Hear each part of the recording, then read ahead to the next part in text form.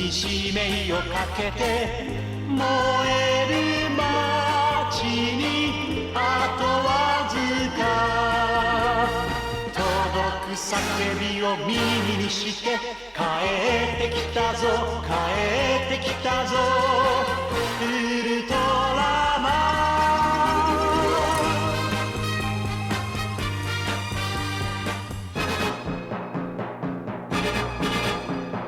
ン十字を組んで狙った敵は必殺技の贈り物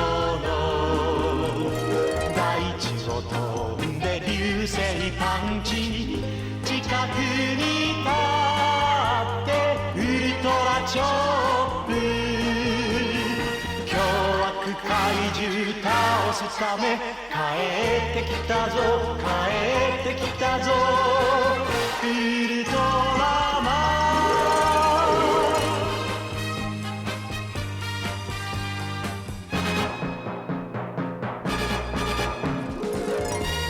Hello, you are listening to Ultra Q, episode 44.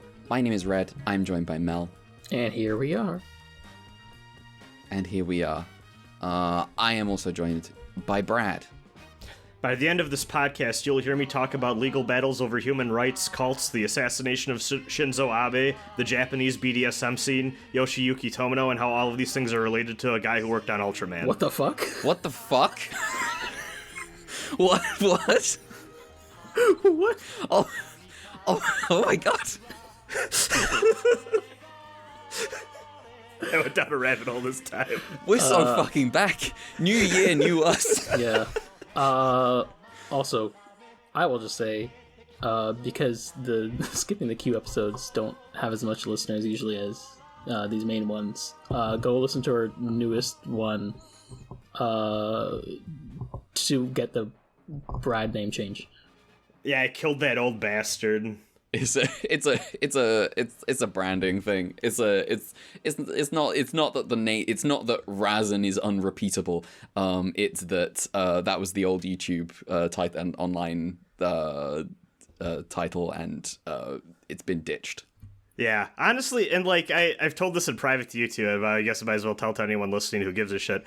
I don't actually mind if people still call me Razan. I'm just going mostly by Brad from now on for reasons. So, you know, do with that what you will. I don't really care what you call me. For reason, Brad. Yeah, it just means that I don't have to call you two different things in like chat and like in person. Yeah, quote unquote in person. Yeah, it has been very funny seeing how people react to it because I now have a best friend group where like they're like, I've been calling you Razan for 10 years. I'm just gonna fucking keep doing it. And some people are like, yeah, Brad. All right. Well, on that note, coming up on Return of Ultraman, we have got Dark Souls font budget blown. And they worked very hard on it. Yeah, we worked very hard on it. They fucking did. And we've also got a kid who kidnaps kids. He's a little menace. He's a little tyke. You know, I didn't put two and two together, but yeah, what the fuck's going on with that? We'll talk about it. It's like an episode clearly about like a relatable thing, but then also he kidnaps a kid. All right. Before any of that, New Year, but this show has not fucking changed. We are still here to hang out and chill, which means right at the front, I'm gonna tick off something. I gotta tick off a game I've had on my to-do list for years and years. I finally finished the Obsidian RPG Tyranny. Cool. Yeah. Woo! I feel like the lack of discussion and cultural memory that's I associate with this game, I'm not surprised by your response, I guess. Yeah, I mean, you say that, but there's also like a lack of memory about Pillars of Eternity 2, and all 12 people who've played it really liked it. So, Yeah, that's true. Tyranny was I mixed on it for like a few. I don't mean like I think it's I mean legitimately mixed. I mean like there's stuff I think is fucking stupid, and there's stuff that I think is actually pretty good. And it's just like, first of all, like it's a very edgelordy game. I'm normally like, hell yeah, edgelord shit. That's my jam. I can handle that. And then this time it's just like there's like it's like it is not. It's not edgy in a real way. It's not Elric. It's not good shit. It is just kind of like, it's like Star Wars. It's like Sith stuff, edgy. And it's like, this is boring and I hate it. Because it's got like, you're a cop for the Empire, which first of all, I'm like, this is going to be the greatest game ever made. I was like, this is like, so long as you lean in. Rondo Bell. You're a member of you're Amara Ray, you're Bright Noah, and you rock up to settle a dispute to get two Imperial armies to work together. One of them is the Disfavored, they're purple, and one of them, the Scarlet Chorus, they're red. And the Disfavored are like Alexander the Great, like legion, like militaries crossed with like Roman legion stuff. And they're all about how, they have iron armor because they have like special magic that they can, because it's like on the cusp from the Bronze Age to the Iron Age. And they're like honor and decency and loyalty. But also they're racists. And they are, they're still an invading army, even if they're like honorable about it. They're conquering these lands. In the name of the Empire. The other side is the Scarlet Chorus, and they are just the Sith. And I was like, well, they're like constantly doing social Darwinist stuff in a way that's like, just like not interesting at all. It's not actually, it doesn't line up with what I want. Like I would much rather like the Scarlet Chorus was like, because they're like, they're the Horde. They're like the mass of like infantry and like shock forces that are kind of much more throwaway than the Disfavored elite soldiers, but there are more of them. And I'm like, you could just make this like a like World War One army is what you could do. You could like make this like top down violence, and it would work much better than this weird Sith stuff that you have going on. That's it just saps the game of a lot of its actual real interesting like fun, because like there's some stuff here you can do with like, because it gives you authority right from the jump as a main character in like a CRPG, which is like, it just like raises the stakes on your dialogue options and what you do when, like every choice you make is like you're playing politics a little bit. So like, correct me if I'm wrong, but the whole deal with your main character is you're like a legal decision maker between disputes, yes. Right? Okay. Yeah, you're a lawyer. Yeah. You're a lawyer with a sword. And you're Judge Dredd. You get sent to, the Emperor sometimes works their magic through you, because the Overlord has magic called edicts, and you could like, it's a spell in a scroll, and it sends people to read it out at the location necessary. And there's always like it's like a law, because it's got a way out. It's got a clause that will let you end the edict. And a lot of this game's like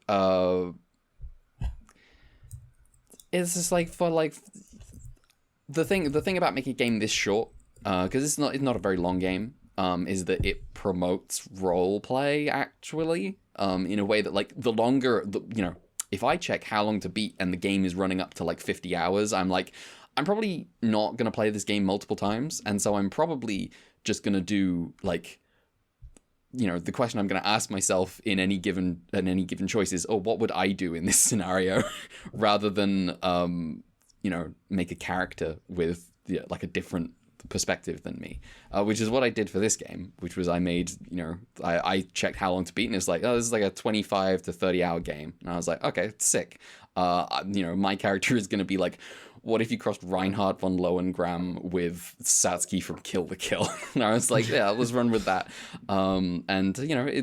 That worked out in terms of like, because I know there are like 4 endings, and I got one of them that worked. I was like, oh, that makes sense. That makes the exact sense for what I was going for. I think the game would benefit from actually giving you would benefit from like telling you what kind of endings you can aim for up front, rather than kind of letting you kind of like sail like just like it's just kind of unaided, uncharted waters. But it's the other thing that I got to like real time with pause combat, which is a great boon that I will take forwards to many video games that I previously would not have liked. And the other truly terrible thing about this video game is the Beastmen, which is something you can say about a lot of RPGs, unfortunately. With that specific name, even too. Yes, that's what. Yes. I'm like, RPG with Beastmen.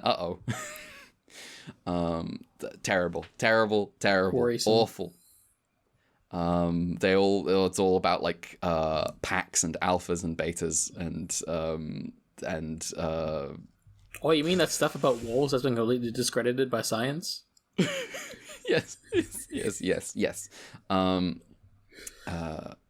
But yeah, I'm mixed. I like the magic. I don't really rate many of the main party characters.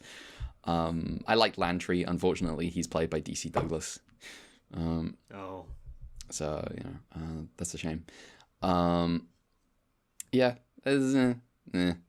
I'm still gonna play. I'm gonna play Pillars of Eternity one day. But Hell yeah. Next on my list is not any of those. It's fucking Disco Elysium because I want to play Disco Elysium. That's probably the CRPG I should play the most. I should finish that game. I was halfway through a run of that, and then the director's cut dropped. I'm like, well, might as well fucking restart. I am halfway through that game right now. It's amazing. Yeah, I've never time. played a CRPG, but that does seem like to be like the one to play, along with like maybe Planescape, and I guess maybe some more modern ones. I don't know. So other people can tell me. I hear people recommend Pillars of Eternity very highly as like a really good modern iteration of like traditional fantasy CRPG. I heard Baldur's Gate 3 one game of the year. I would pick Pillars of Eternity before Baldur's Gate 3, a game which is not finished yet. I'm not necessarily interested in Baldur's Gate 3 at the moment. That game has been in early access since 2020, and I am willing to bet it will continue to be in early access until next year, despite what it says on Steam. I hear Act 3 is still a mess. I've had friends that have had issues with their game. Mm-hmm. That is how it goes with these games. I simply, I don't even necessarily have it out for Baldur's Gate 3. I do. I'm a bit of a hater. But everyone insisting that, they just released a complete game at launch. And I was like, well, first of all, no, they didn't. It released 3 years ago in early access. And second, I bet it's fucking not. I'm not going to say that because you're all being weird and scary on Twitter, but I bet it's not done. I still need to wrap up the originals before I get to 3. I'll do it one day. Mm-hmm. Anyway, that is me. I'm keeping it brief because we haven't recorded in 3 weeks. We took a Christmas and New Year break. I had to curate my list. I have a curate your list. Substantial list, and I'll run through a bunch of them really fast when I get to me. Okay, which one of you wants to go first then? I'll go. Fuck it. Okay, so shortly after we recorded last episode, I want to say, I decided to... So, there's been a lot of discussion around Godzilla -1, and I feel like a lot of the conversation... Yeah, we talked about some of the some of the things that are being discussed about that movie and its handling of things, Mel and I discuss on that podcast, specifically revolving around like, hey, like, how much work is Godzilla -1 actually doing in like a sincere manner to actually make good on like basically calling out the actions of Imperial Japan, what things got ignored in that conversation, how sincere is the movie being, how much apologia is still wrapped up in that movie's presentation of the time period. A lot of conversations and stuff like that going around. Something that is often brought up is that the director, Takashi Yamazaki, was yes, that is his name. I wanted to confirm. You watched this man's terrible movie. Yes, I did. So yes, I saw this on Twitter. Yes. So prior to Godzilla -1, he made a movie that is based on, it is an adaptation of a novel by Naoki Hayakawa, who is just like an alt-right shithead, like terrible, like conservative, like full-on war crime denier, like douchebag. Now, this movie came out and was highly controversial. Abe loved it. Miyazaki hated it. Everyone had a fucking opinion on this movie. Oh man. So, and also too, I guess while we're still here, the reception part of it, the director came out and was like, no, this is supposed to be an anti-war movie, and looking at his comments... Oh, that's a classic thing Yes. that you can say when you're right-wing. Sometimes. So, what it reminds me of are the people making Call of Duty that are like, what do you mean we're promoting American imperialism and war? Bad things happen. Bad things happen to the soldiers. And look, it's anti-war. Call of Duty devs pinning an American war crime on the Russians. What do you mean? My current take on the situation. So I genuinely believe the director made Godzilla -1 as a do-over to attempt to make good on what I think he genuinely thought he was making an anti-war movie, and then people told him he was a dumbass, and then he made Godzilla -1. And I do think Godzilla -1 handles this stuff a lot better. I do think there's room for improvement, but holy shit, this movie sucks. So, this movie is okay. There's a young brother and this is a movie now. No. I'm not gonna guess. You go ahead. Okay, so The Eternal Zero is a movie about a young brother and sister. Their grandfather dies, or actually, sorry, I believe their grandmother dies. I can't remember. Yes, his grandmother dies. And then he starts, while they're at the funeral or whatever, he starts talking to his mom and his sister, and he learns that his maternal grandfather is not actually blood related to him. And then they start to hear stories about their real grandpa, who was a kamikaze pilot in World War II. They decide, well, why don't we learn about this guy? So they go around and talk to a bunch of the old, Japanese, aerial defense force, people, or I forget what the Imperial Air Army was called or whatever, but a bunch of his old comrades in arms or whatever sort of thing to figure out what their grandpa was like. And a bunch of them are all like, oh, he's a fucking coward, a loser, asshole, whatever. So then they start talking to this one guy, and preemptively the brother's like, yeah, everyone said he's just like a coward and a loser. And then he their grandpa's old friend just is like, what the fuck did you say about your grandpa? Your grandpa was one of the greatest men I knew. Oh my god.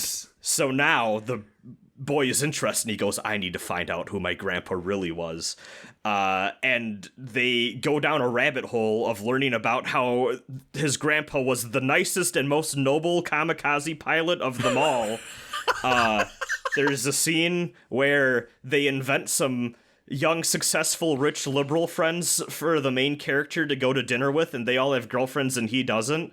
And then they start going, yeah, it's so weird. Your grandpa was a kamikaze pilot. I bet if you asked, an American, they wouldn't be able to tell the difference between a kamikaze pilot and, an Al-Qaeda terrorist. And then our hero proudly stands up at the table and goes, "No, there is a difference.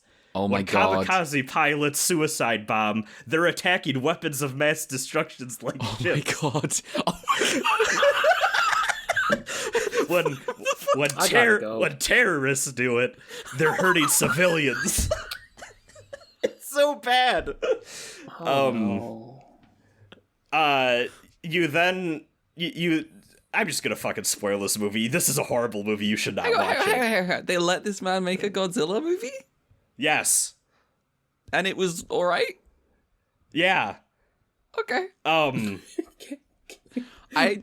haven't watched that movie, so I haven't listened to your podcast yet, but I will when I do. So here's also the other thing that makes me believe, okay, I think this guy is trying to make good after making this horseshit. He also made a Lupin movie where the antagonists were Nazis or like neo-Nazis. I haven't seen it. He did the first, right? Yes. That's honestly, I think that's one of the better Lupin movies. I would know. So the other thing I know about that is that Nazis just like keep turning up. Yeah, in there's a Lupin. lot of Nazis in, especially part 2. There are multiple times where where Lupin disguises himself as Hitler to catch someone. So the thing, there's an interview, and I believe it was actually with an American site when the first was like coming out or whatever, and they're like, "So why'd you decide on why did you decide that Nazis were going to be the antagonist?" And he was like, "I feel like the right is just ruining people's lives, and I really wanted to make a movie about that, like sort of thing or whatever." So like, at the very least, in public, he's making statements like that. Yeah. What? What? This man make a movie about heroic kamikaze I think pilots? he's just. Yeah, I guess I can sympathize. I genuinely think he's a dumbass. Yeah. Oh my god. He was too stupid to make. Yeah. He was so stupid. He accidentally made a movie about how noble and heroic it is to be a kamikaze pilot. He fixed it with Godzilla, mostly. Yeah, mostly. Okay. So, at the end of this fucking movie, you learn that, this guy chooses to swap planes with another pilot because he knows that his plane is defective and is gonna have to make a crash landing. So he saves another kamikaze pilot's life because he's younger, like he's like 18 or something, and he's like, okay, you have a full life ahead of you, I'm like an old, weary, like, war veteran at this point. So he causes the guy who's young and really wants to prove himself, like, oh, I'm gonna die for our country sort of thing, even though we're losing. He forces him to swap planes and he crashes and he's like, no, you saved my life, but I wanted to die for my country, no. And then the final bit of the movie is this man diving into a fucking American aircraft carrier in the most lovingly rendered details possible with a smirk on his fucking face. Oh my god. It's bad. It's really bad. Honestly though, like, so much of this movie is in Godzilla -1, but it just goes harder on, okay, we're not going to act like anything involving the entire kamikaze operation was heroic or noble. I mean, this movie does also kind of do the thing where it's like, okay, these were people that were, like, indoctrinated basically into, like, sacrificing their lives for an obviously losing cause and, you know, horrendously mistreated by the government sort of thing. But much more different attitude towards the, you know, Imperial Japan overall, I would say. Would it be Godzilla... Oh, go ahead. Would it be terrible and, like, I need to gauge this. How terrible would it be terrible and irresponsible to edit the actual scene where he crashes into the aircraft carrier with melting into the galaxy, into the image of the galaxy with you? that it honestly feels like it's trying to go for that. It's really bad. Like, he gets like a fucking Char Aznable smirk as the last shot of the movie as he's about to fucking kill himself to blow up this American ship. It's you can never be I can't spoil Victory Gundam. You could never be that guy. You're too late. So yeah, dog shit movie. Don't recommend. Happy that guy didn't double down, I guess. God damn. Yeah. That's wild. Speaking of dog shit movies, Uh-oh. I watched A Battle in Outer Space. I didn't. I fell asleep to that movie. I literally woke up a few hours ago to record this podcast and went, fuck, I fell asleep like 10 minutes in. Yeah, it's not very good. No. I don't think I'm going to try watching it again. I think I'm just going to skip on right past that one. Yeah, it's like, it's so much nothing. Like, I can't even remember what was in that movie. Like, aliens come. I've attempted to watch it twice now. It's not held my attention either time. We can skip it. There's not even a kaiju in it. There's like aliens. Yeah. I'll remove it. We can go to Gorath next. I think that's the one that's next. Yeah. Yeah. Speaking of battles in outer space, I have more on that myself later, but anyway, go continue. I've watched Rebel Moon Part 1, A Child of Fire. Yo! Sometimes Now, Zack Snyder... did he cook? No. Fuck. Sometimes Zack Snyder goes, I want to make Star Wars, and Disney go, no. And then you go, well, guess I'm gonna make one anyways. I'm just gonna...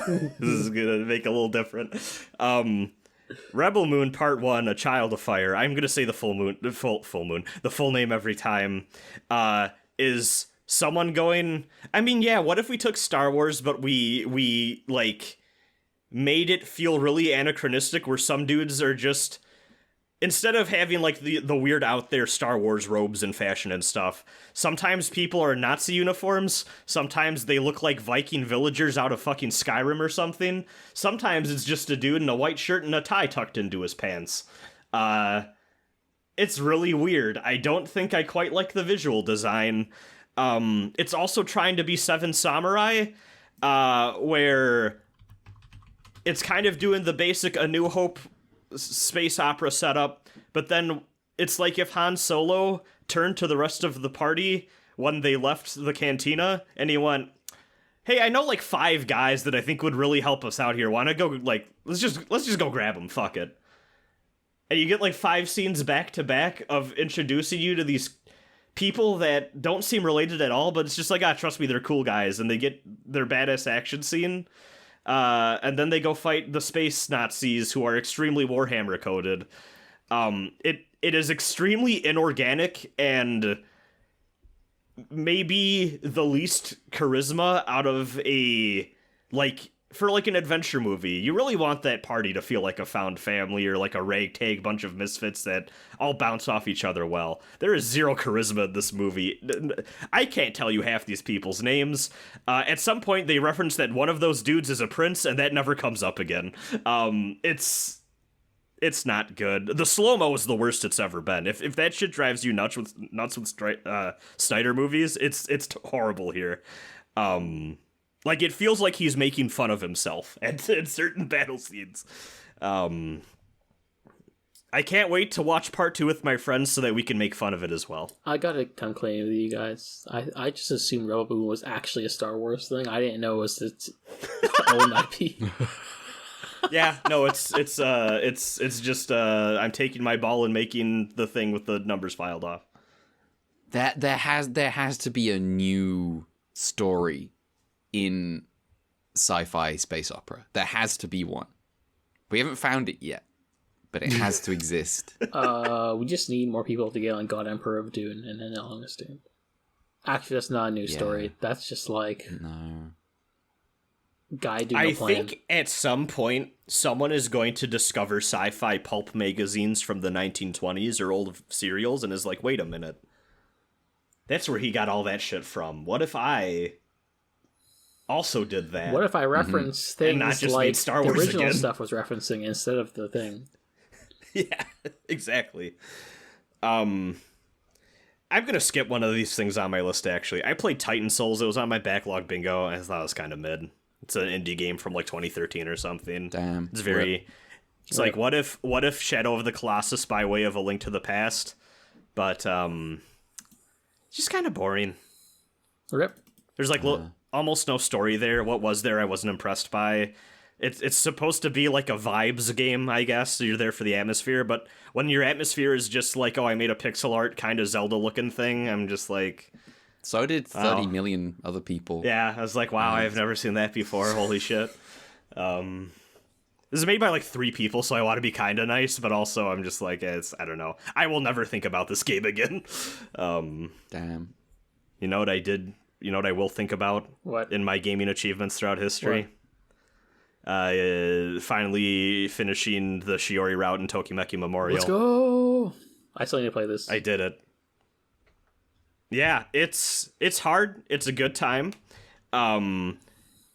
RNG can fuck you over hard. It is kind of miserable. So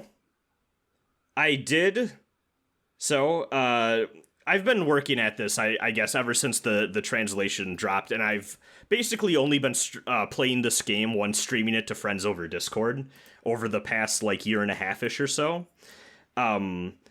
What actually helped me out was this advice I had discovered a long time ago that I'm going to post in our group chat if one of you wants to read it. Okay, let me... So responding to a thing saying, I wonder if Shiori has some kind of event prerequisite. Brad the Bingle. Okay, I think I may have cracked the code. I'm being too nice to women. So, what I needed to internalize to get Shiori is that in this game, if you make the women mad...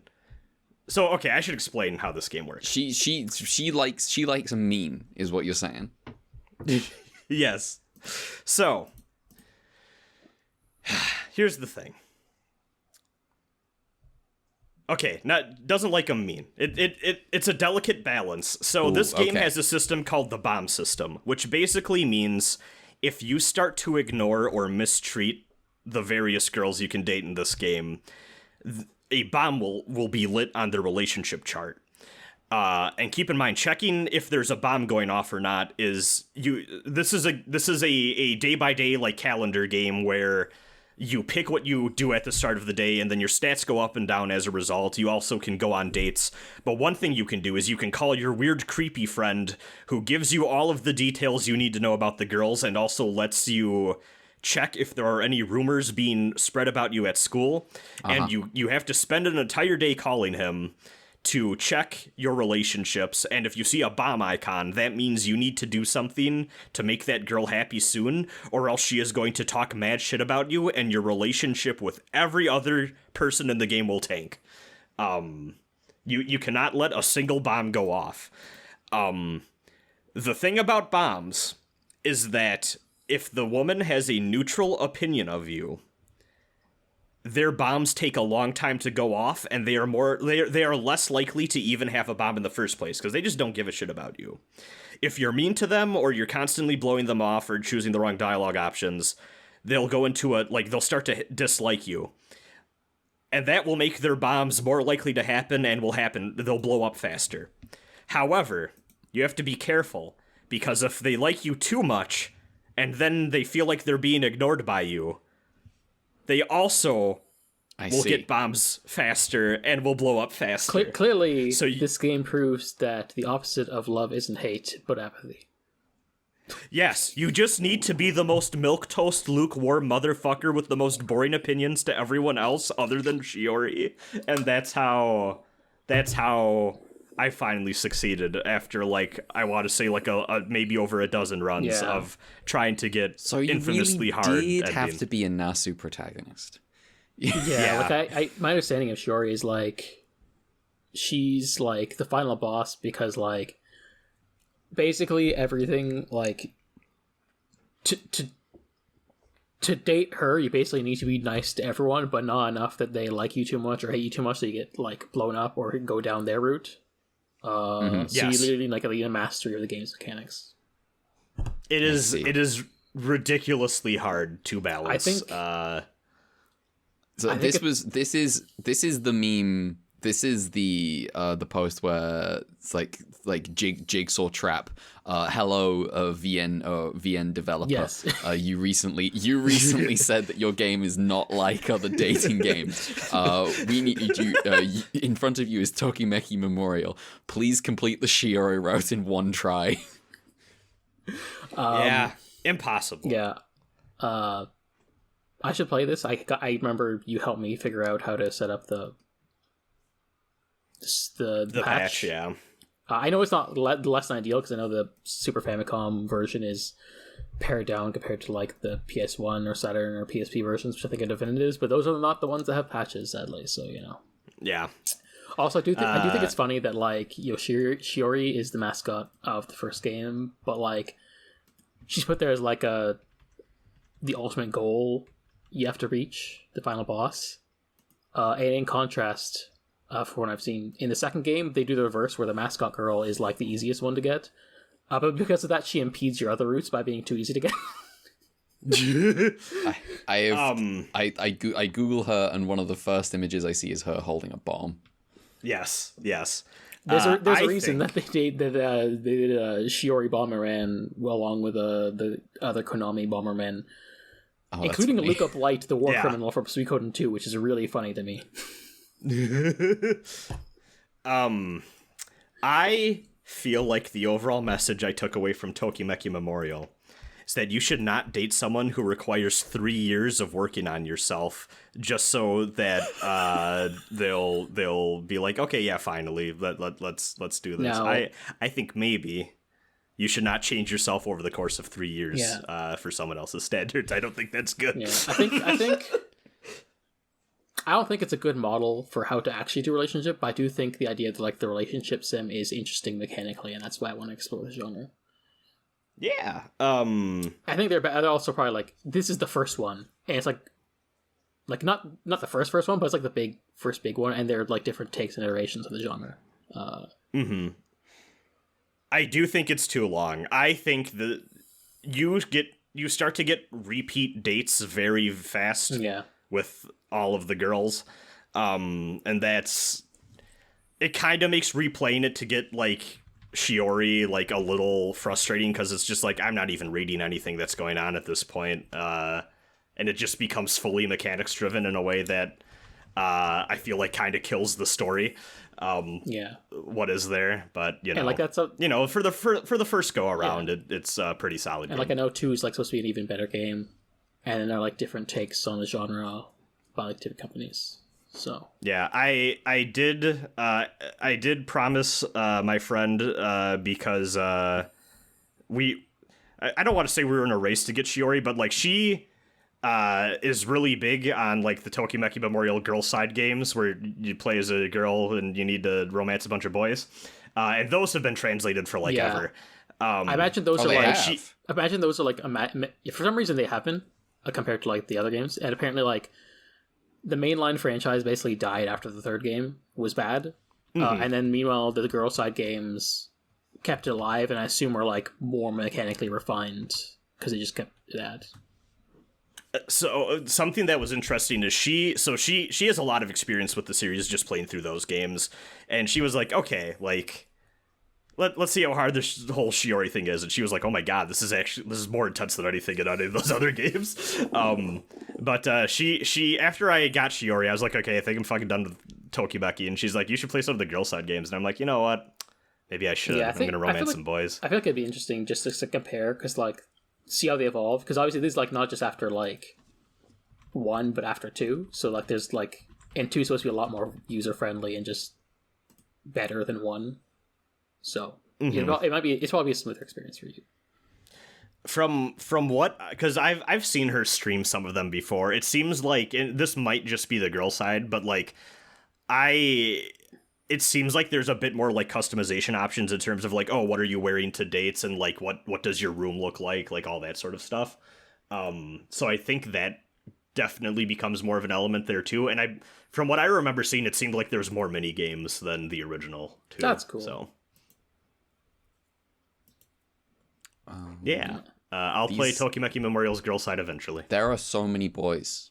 Yeah. They made a lot of these games. Yeah, there's like 3 games. I think even a 4th one on the Switch. Like somehow it's alive. Yeah, no, like you said, they get translated with much greater frequency, and from what I understand, the Otome game community really likes them. Yeah, like we don't have a translation of the best version of 1, and also we don't have a translation of 2, so it's a bit of a struggle. Can I just say, because some people, when the translation of 1 for SNES came up, were just like, oh, why even bother? And it's like, I would much rather have a not great version of a game playable than none at all. Yeah, Thank you like very much. I'm like I should probably just play it because it's a way to play the game, even though it's less ideal. Because I feel like turning my nose at like the people who did the work. Like, frankly, I imagine it's just like easier to do the Super Famicom version than like the PS1 version. Which probably contributes to it. Mm-hmm. Cool. All right. That's it for me. Mal, what you been up to? All right.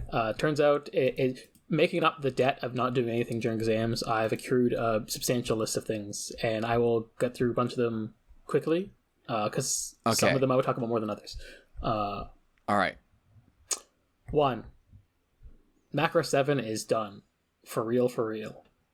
For real. Did you finish all the OVAs and stuff? Yeah, and I also finished the compilation movie featuring the Macross Frontier cast, which gotta be honest, I sped through because a lot of it is a compilation movie.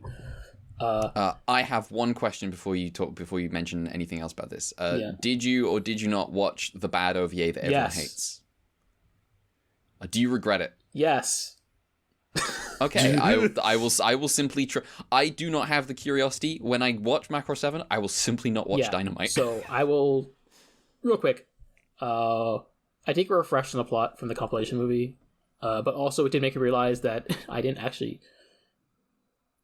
need to talk about the Macross 7 plot. Like, it's not the point of the show. It's really not. It's about the show. You got this cool rock band. They're in space. They're all doing Macross stuff. The new enemy shows up, and they beat them with magic. That they do the Macross thing. And the characters are good, and, like, the plot isn't, like... It's not a bad plot, but just, like, it's not the point of the show. The point is, like, it's more of a cool hangout show. It's a lot more episodic. It has, like, 50 episodes. And, you just like the characters and the adventures they kept with. And, like, the movie's basically, like, it's a 30-minute movie, so it's, like, basically a glorified episode that's really cool. And then the Encore OVAs are, like, basically... These are episodes that could have fit in the show, to be honest. Like, they're good. They're good content. And, like, you like a cast, you like... I think, like, Macross 7 having its own identity because it's more of a rock band show than, like, an idol music show was also cool. And so, yeah, it's cool. I like the way that the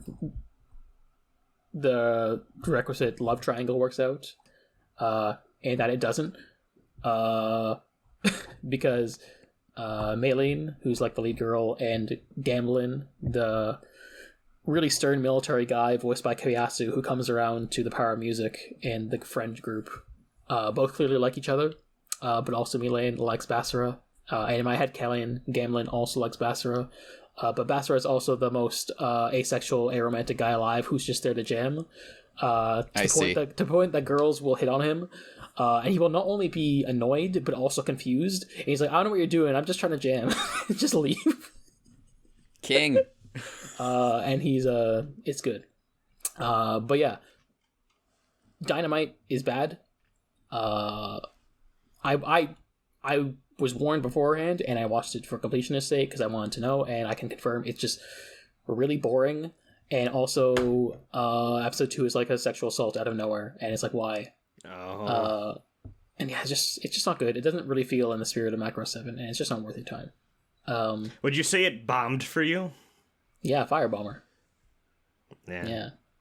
And also the compilation movie was a fun way to reacquaint myself with the Macross Frontier class, because I have to go back to the Frontier movies now because I've seen the series only. But it is funny that the framing device in that movie is just like the cast keeps getting these weird tapes that are like supposed to be found footage of what happened to Silent Bomber, but in practice they're just getting VHS tapes of the episodes of Macross 7, the show. It's funny. That's really funny. Yeah. So yeah, don't watch Dynamite. But do watch Macross 7. Yeah, watch Macross 7, and watch the movie, watch the Encore OVAs. I'll get there someday. I have a big file of Macross. I have a Blu-ray. Yeah. I keep saying how can you get on with Harmony Gold? You can't. It's okay. I stole it from. Listen. Yeah. You need to forgive me, but I did kickstart Macross too. That's fine. That's fine. You're allowed. You're allowed. From the wizardry guy. Frankly, Macross 2 better than Macross 7 Dynamite. Wow! Damn! Ooh. Because Macross, I don't care about Macross 2. Macross 7 Dynamite upsets me. Okay. Anyway, real quick. Finished Book of the New Sun completely. It was cool. I won't talk about it too much. I think I liked the start earlier on when there's a lot more world mystery. Where are we going? The last book is making a conclusion. Like the fourth book, so the odd arc. It's like, oh, we're going somewhere, which means it's tying up loose ends and stuff like that. And sometimes it feels a bit too cute, and does sometimes the questions are more interesting than the answers, kind of thing. But still, I think there's still good vibes and stuff that make the main four books are worthwhile. Meanwhile, the fifth book, Earth of the New Sun, that he did as a coda after sucks. It's boring, and he tries too much to tie everything into a neat bow in a plan, including stable time loops, and it sucks. And I enjoyed more listening to the summary of it on Shelf by Genre than I did actually listening to the audiobook, which I basically forgot half of as soon as it entered my ear. I need to read those books so I can listen to the episodes I did not feel good venturing into, because I was like, I'm listening to too many of these without reading the fucking book. Yeah, I basically got like 3 episodes into the Shadow of the Torturer one, and I was like, maybe I should just actually read these. And so I read the book and re-listened to those episodes, and then I started being current with it. I will read Earthsea with them. Yeah, I'm happy they're doing. They're reading Earthsea. Hell yeah. Yes. Yeah, I'm glad they're doing, because I was like, okay, I'm gonna do Earthsea as my own project, and I read the first one last year. But now they're like, oh, I don't have to. They're doing it, so I can just go back to that. Tombs of Atuan is maybe my favorite fantasy novel. It's between that and A Wizard of Earthsea. Yeah. They're fantastic. I still haven't read the 4th book, which I've heard is good. Yeah. Also, because the Shelby genre is finished that, and they're taking a bit of a break, and it'll be like 2 weeks from now when they actually get to Earthsea. And I also read the first book of Earthsea, so I don't need to re-listen to it. I finished off another book that I was like halfway through, and put on hold because I kept having to go through Book of the New Sun to keep on top of the podcast. I finished Endymion, the follow-up book, first start of a duology, follow-up to Hyperion duology book. Oh, is it by now fully off the rails into shit that kind of sucks, or is it good? I think I overall enjoyed it more than Fall. Maybe ? I feel like it's a bit more simplistic. I feel like he has not gone full crazy right-winger Alex Jones yet. I know that's coming, and I'll prepare myself. But for now, I think you can still tell when certain things happen that he's clearly that kind of guy, and we'll get to that. But basically, the setup is it's 200 years after the fall of Hyperion. After the extremely technocratic liberal empire fell, and at the end, new empire is the Catholic Church, which is now taken over the universe by monopolizing. I love Shin Megami Tensei 2. By monopolizing a cursed form of resurrection introduced in the first book. Though apparently the book also is like, oh, by the way, the evil robot network is probably involved with this as well. And basically the protagonist is a guy called Raul Endymion, spelt Raoul, but the novel goes out and say it's rhymes with Paul, which is funny. And he's just like a backwater guy who also is well read on the classics, as every good protagonist of this guy is, I'm sure. Gets kills a guy who doesn't die because he's part of the church. Because that's just when you're in the church, yeah, you get a free ticket to resurrection, basically. And so he gets like busted out of prison by the poet from the first book, who's been alive through technological means, and he's like, "Hey, can you go rescue my goddaughter because she's the chosen one, basically." Because the fun thing about Fall of Hyperion is it dared to ask the question, what if real-life 19th century poet Jonathan Keats was the Kwisatz Haderach? And the answer is he isn't. Specifically his clone, by the way. But his daughter is. And she's come back. She went through some time travel shit, and now she's here, and Roll and, like, this robot guy has to basically go travel around the galaxy. And meanwhile, the church is like, well, we can't have this girl, so they send the top guy, Father Captain Desoya, that is his rank.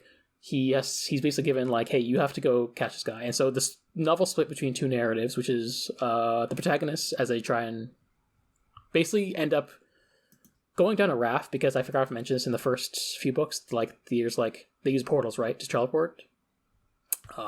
And using portal technology, they basically made, like, a multi-planetary river. And so now the protagonists are, like, basically on a raft going down the river through the galaxy, but, like, the portals are only working for them because, like, the point of the last book was the portals ended. So meanwhile, everyone else is using, time dilation ships, normal space travel, and the church takes advantage of their monopoly on resurrection to be like, hey, this ship will go so fast, the G-forces will kill you. But it's fine, because you'll just resurrect. So there's cool world building like that. And it's, it's not amazing, but it was enjoyable, I think. A bit of goofiness, because, like, oh man, the church is evil, but also maybe not really. There's, like, corruption underneath, separate from the church, and meanwhile the protagonists are boring, to be honest. I feel like I got more enjoyment out of, like, the guy who is on the church side, who's, like, the good cop, who also, incidentally, keeps failing upwards, because things keep happening because they're the protagonists that let them get away. And then the church he's like, oh man, I'm gonna get, like, excommunicated or executed for this. And then the church's like, well, no one can predict this, so we're giving you more papal authority, actually. Like, he's some crazy Catholic Jared who's not a bad person. Oh, anyway. Yeah.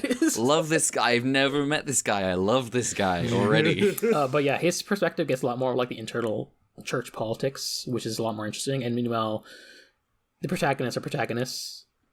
There's a bit in the middle where they enter Ice Dune, where they meet, like, it's an ice planet, and they meet, like, very obvious naked, like, Inuit analogs with all the baggage that comes with, especially from a person with Dan Simmons politics. That's a cool bit. I don't know. There's some cool team ups at the end. It's decent. It's, like, fun enough. I'll read the next one. Yeah, some people hate this one. Oh, okay. Yeah, some people hate this one. But I think it's fine enough. It's schlocky. It's fine, but not operating on the levels of big brained as Hyperion. Yeah, Hyperion is definitely, like, more interesting, and then, like, Hyperion is definitely more unique work and more interesting. And I do think, like, the Galaxy War of Fall of Hyperion was less interesting compared to, like, this slightly more personal narrative. The one side of that narrative is, like, carrying the other one, basically. Also, there's, like, a weird, uncomfortable sort of Damocles where, like, Roll feels a bit like, much like a Sony first-party protagonist, like a father figure to the girl. But because he's writing the narrative, like, the framing device is, like, the Roll side is first-person perspective, like he's writing a memoir, and then the other side is, like, third-person perspective, which I think is fun. But he's, like, writing from the future, and he will just throw out sometimes, like, yeah, we become lovers later. I'm like, oh no. Oh no. Oh man. Yeah. God. Authors be like this. Yeah. The cover is also really cool. I don't know if you've seen it, but it's just, like, them riding on the raft, and, like, the strike is there, and that does happen in the book. And I'm like, that's cool. I have not seen this. Yeah, let me try and find it. Yeah, there we go. I think you posted it to Twitter, right? Yeah, it's on I think media I saw thread. it there. I saw that. I probably didn't. It does. It's a good cover. The covers for these books are pretty good, I think. It's very of the era in a way I Yeah, appreciate. I like me some good paperback, like, sci-fi Yeah, fantasy I love the art. 80s and 90s Dune covers the best. Let me find This one, by the way, was the Endymion duology, by the way, written like 10 years after Hyperion duology. Both cases where he clearly just split up one really big book into two smaller books. They were published like a year apart in each duology, but like, yeah. But also, yeah, I'm going to take a break from fall. Dan Simmons. Well, yeah, I'm not going to go to the next book yet, because one, I want to do Foundation, because that was the last anomalous readings. And also, like, this audiobook was still long, and I'm like, it took me a while. I had to like really push myself to finish it, because I wanted to finish it before the new Shelf by Drana season started. So, yeah, these are hefty audiobooks. So yeah, I think I'm gonna try to read 12 books this year. We'll see if I can do it. Mel, can I just say I've been scrolling through your Twitter to try to find through your infinite retweets to try to find this media thread, and I'm glad you also noticed that Ueno was still thirsty. we'll get to that. It was the funniest thing in that episode. It took me out. Oh, there's yes, you found the image. Thank you. Yeah. This does look fantastic. Okay. Right. Also, switching from books to gaming. Gaming. So, away from the PC for a while, so I did some Switch gaming while I was at my parents' place. I finally finished a game I really wanted to finish for a while, which is Kirby and the Forgotten Lands. Oh, yeah. I remember. How was it? People like that game. A couple years old. It was really good. I basically, like, had halfway finished it before, and, like, in, like, December, I think I got to the credits and beat the final boss, do the main story, but as with all modern Kirby games, you're in like 2/3 the way done when you reach credits. So you gotta do like the completion stuff, the extra post-game harder stuff, which is an actual challenge, and then like the true final boss is at like the end of the true boss arena kind of shit. And yeah, it's pretty good. I like the stuff they're doing. It's interesting as like a first attempt at Kirby in 3D, because all of them have been 2D up until this point, but I think they do it well. I like really leading into like I like what they do for the final boss, because they always have an Eldritch Horror as the final boss. Unexpected use of English language tour guide to the laboratory in the end part of the game. But also the final power you get, because you can upgrade abilities in this game, is pretty busted, because you have a teleport dash and it heals when you hit an enemy. So that's how I beat the true final boss. I'm sure I could probably feel accomplished by doing it otherwise. But I beat the true final boss, and I was like, I'm okay. Win's a win. Win's a win. Yeah. Like, the idea of being like a Kirby combat sicko is appealing, because, secretly Kirby's also a beat 'em up series. But I wanted to finish the game more than anything, so... Yeah, good. Very good game. I'm looking forward to what they do, because I also feel like, alluding to the beat 'em up influences, I feel like the 2D games, they started getting like a pretty sizable move repertoire by like the Robobot Star Allies side of things, and it feels like they reset a bit with 3D Land, or 3D... By Forgotten Land, they kind of reset a bit, because they first attempted 3D. I'm hoping as we get more games like this, they'll like expand the move repertoire and get more interesting abilities, kind of stuff. Yeah, and you're kind of like, you're on board for the ride. You're not having to catch up. Yeah, like I know Kirby's good. He's pretty consistent. Nice. Like I feel like I was kind of let down by Star Allies, but I also feel like they had a lot of good stuff and sauce in it. Especially if you're like the person who like pops off for the references, because I do. Oh, yes. I'm the person who pops off when that thing from that one game in Kirby is like, oh, hey, that's the character from 10 years ago. Because turns out the new president for 10 years, the new director of the series for 10 years is also the person who's a big Kirby's lorehead. Nice. I never finished Robobot. I need to get back to it and then catch up at some point. I really like the DS games. Triple Deluxe and Robobot, I think, are some of the best games, and I think Star Allies is still worth a visit. But yeah, the final bosses in these games are pretty sick. I don't know if you've seen the final boss of Robobot, and I won't spoil for you, but it is really cool what they do for that final boss fight. I want them to bring back power mixing from 64 again. I think that'd be really fun, especially if they... The only issue with that is I feel like that's... Because like they do like a mild version of that, which isn't really that in Star Allies. It's more like, elemental applications onto weapons. But real power mixing, I think, will require like scaling down the number of unique abilities that they have, and then also like trying to create interesting moves for all of them, kind of thing. Yeah, and that was definitely a reason. Like, I mean, there's a lot of Superstar fans who do not like 64 as a result, because it is kind of stripped down because of that. But I simply like it when I can turn into a refrigerator and then shoot out food that hurts enemies, and then I can heal myself with the food I shoot out. Yeah, I think it'd be interesting if it... I mean, you can't do that in this game, actually, because there's mouthful mode, but, which is amusing. Mouthful mode. Yeah, when Kirby, like, latches onto a car and drives the car. It's mouthful mode. Yeah. His mouth is full. I like in this game that like the collectibles are like Waddle Dees are captured, and it's sort of like a collecticon type thing where you do a mission in a level, like an achievement in a level, and it'll unlock.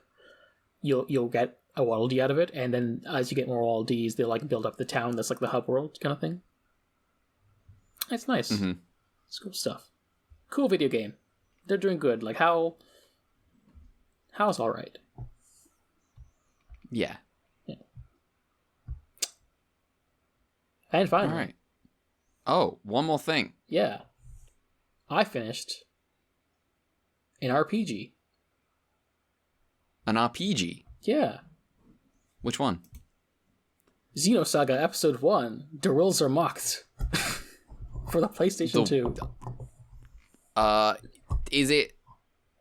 Now, is it an amazing opening to a really long-running series that has like full like 10 game epic that it definitely got all the games? No. What is it? All right, so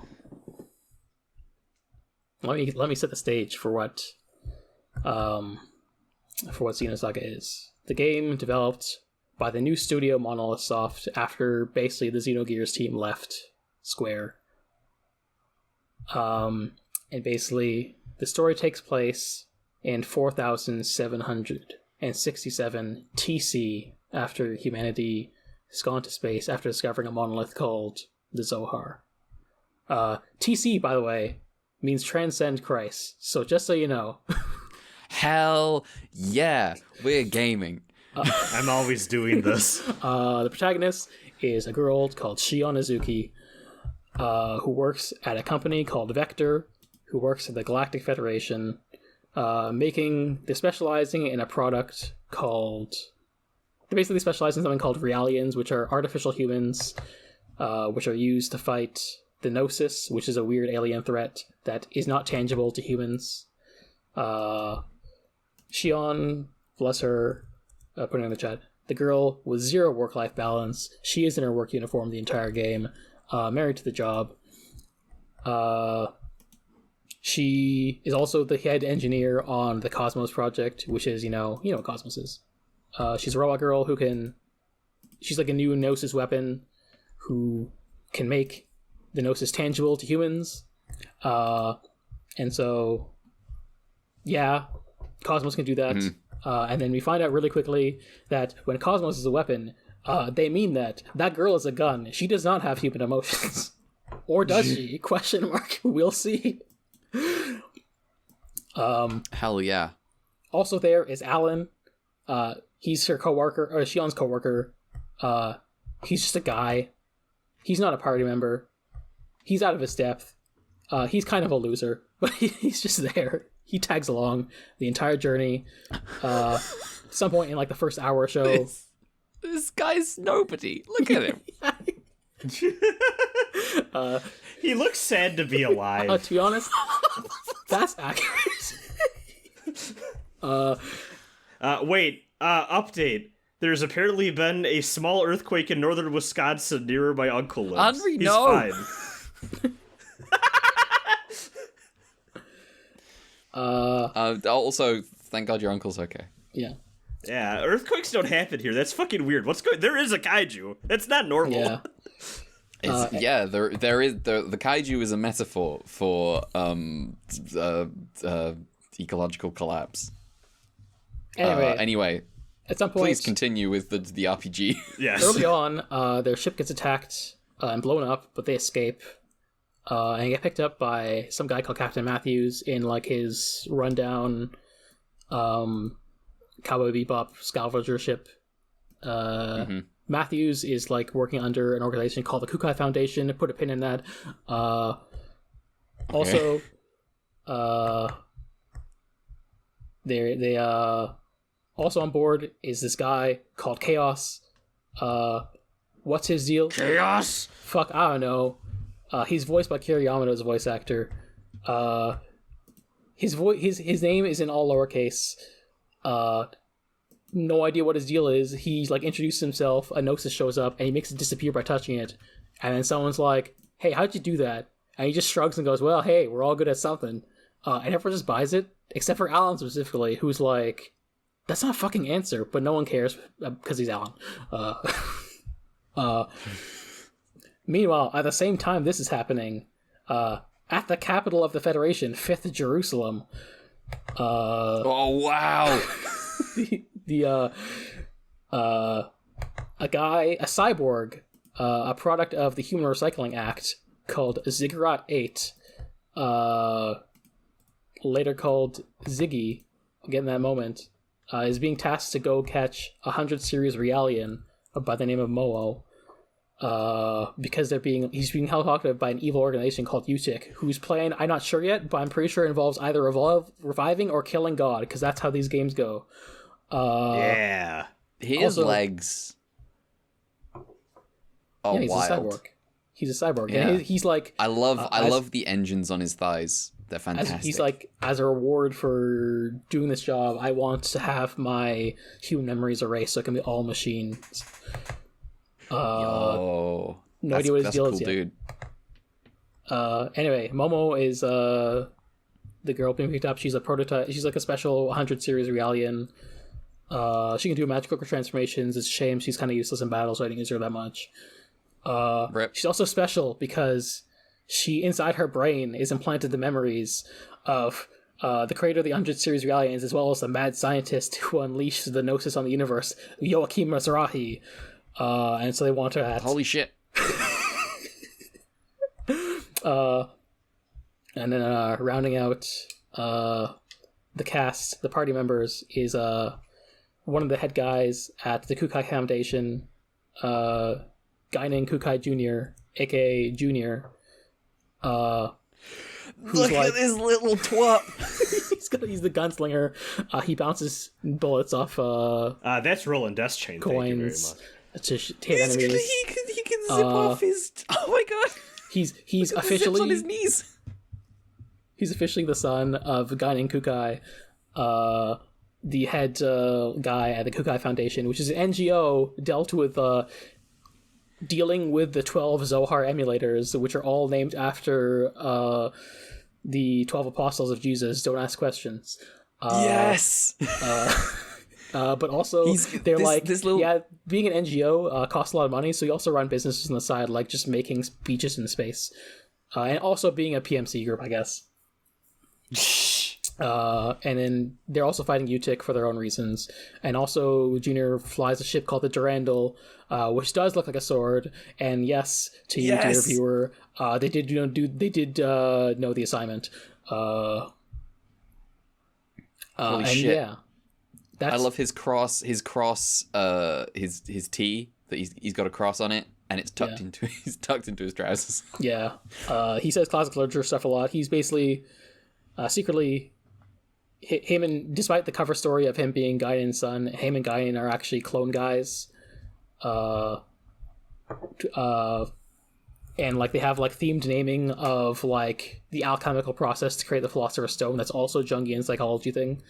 Holy shit! So, like, we're just throwing so many names at shit. This is so good. Yeah. So his name is Rubedo, and then in Guinan's name, let me get him. His name is Nigredo because he's the black colored one. I see. Yes. Let me fucking get it. Google. This kid's design is fantastic. I want to punch him, and also he's cool as hell. Yeah. I think that song Jeremy from Pearl Jam was about this kid. Yeah. So here's.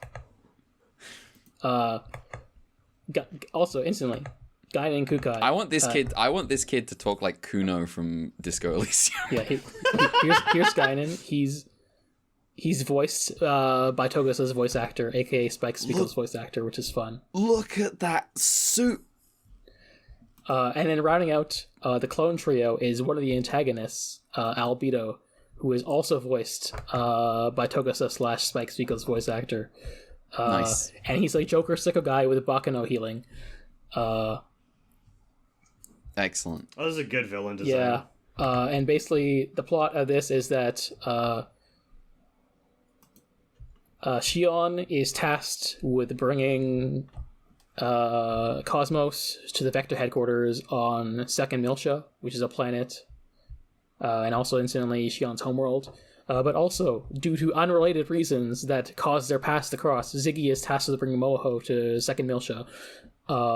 And so the two parties end up meeting in space, and they go on the same journey, and stuff happens as they get caught up in a billion different conspiracies with different organizations and lots of proper nouns. And also they're robots, but they're not very useful. This sounds ridiculous. This sounds amazing. Where do you stand on the Gears versus Saga debacle? Well, are you gonna hold judgment until you're done because with the apparently this is not only is this part 1 of a 3-part game series.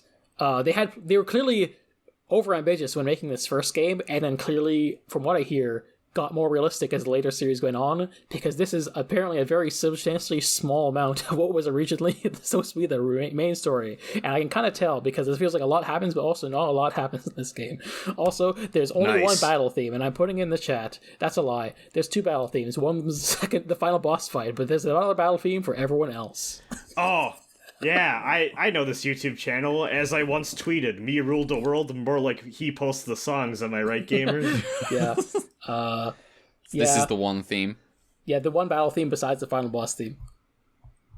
So get used to it. Also, a lot of ambient noise instead of actual soundtracks when exploring the world, which is really linear. Like, there isn't really a world map. Each chapter is basically on a different space station, and you're being looped. You're being jump from place to place with a bit of exploration, and at some points you can eventually get some backtracking. But yeah, it's a pretty linear game. Mechanically, there's some ways where I feel like the basic ideas are expanding on and improving some of the ideas of Xenogears to be more pared down, but also clearly ideas with some lack of ability to execute all of them. It did feel like at the end of the game I was just doing the dominant strategy of basic attacks, because you can string together certain moves to do techs.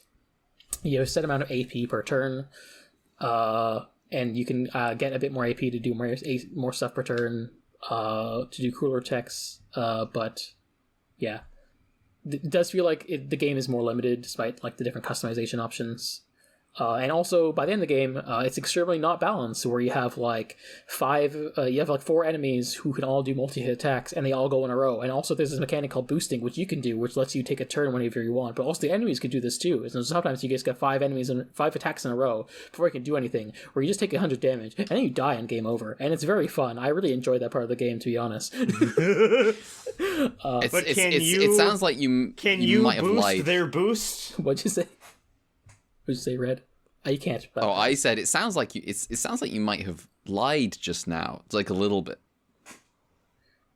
Lied in what way? Oh, yeah. Just a bit. I may have, to do the final dungeon, use some cheat codes to get me more experience when grinding, just to make the last dungeon actually tolerable, which it was. I feel better with the game when I could like waltz through it a bit, but it is. I like the ideas on display mechanically, but it needs more time in the oven, and I know that the episode 2 apparently has a really more complex battle system that some people find frustrating, and then episode 3 is a lot more streamlined and simplistic, and we'll see how I feel about those. But yeah, this is definitely a very interesting game. Also, I want to commend the cutscene work.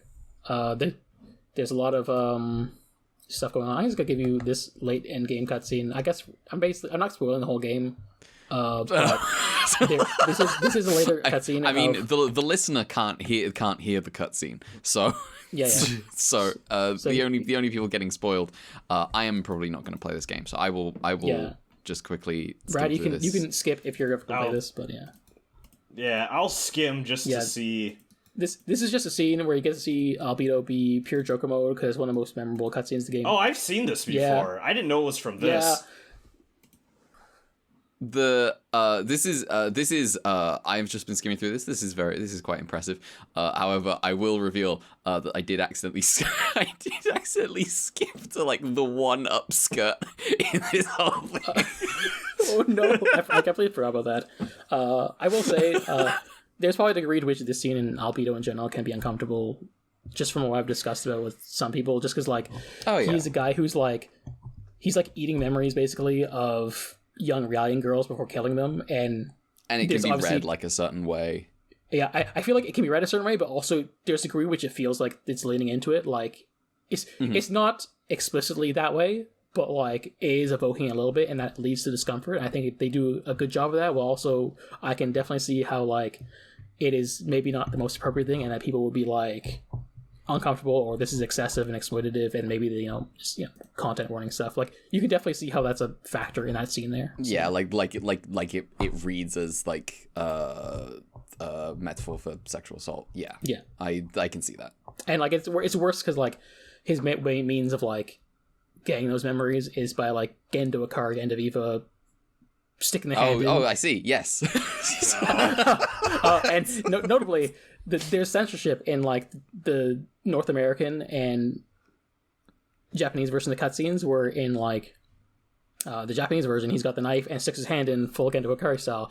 But in the North American version, instead of like using a knife to cut off his hand and stuff, he uses his hand to do it, and also with his head.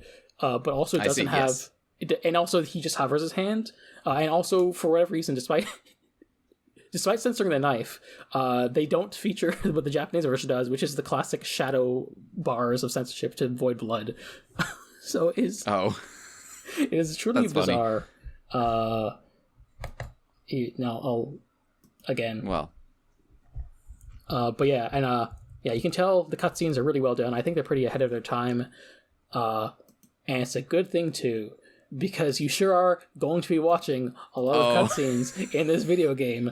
Perhaps for 60 minutes of it. Perhaps you'll spend like 10 minutes doing some gameplay, and then you'll watch 40 minutes of cutscenes in a row while some really dense plot layers of proper nouns are swung at you. And then I have to go, what just happened? Can I play the game yet? And then I have to read later what the fuck happened in this video game.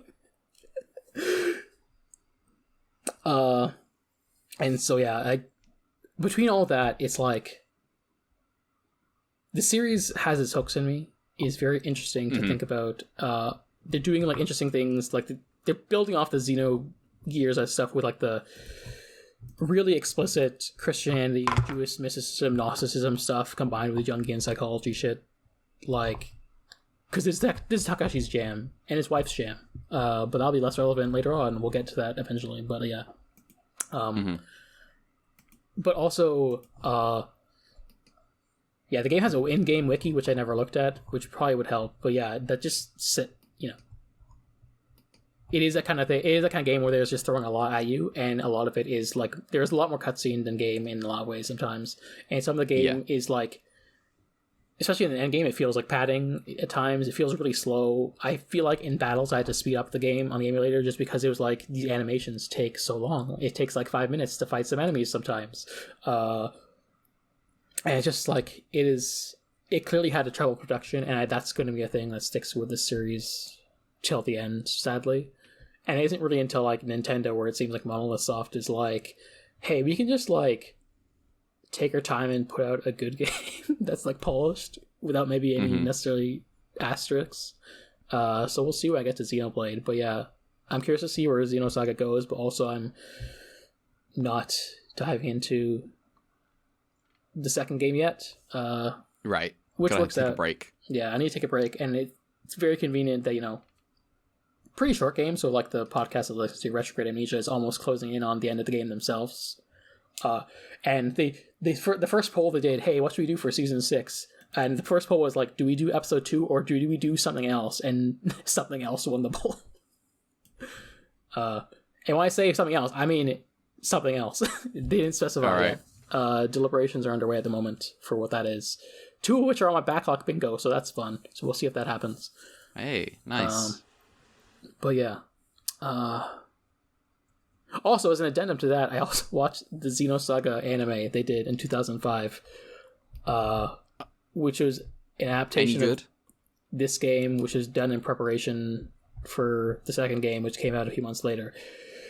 And I cannot feel in good conscience like I can say that anime is good. It is very scuffed. By Toho Animation, by the way, which is funny.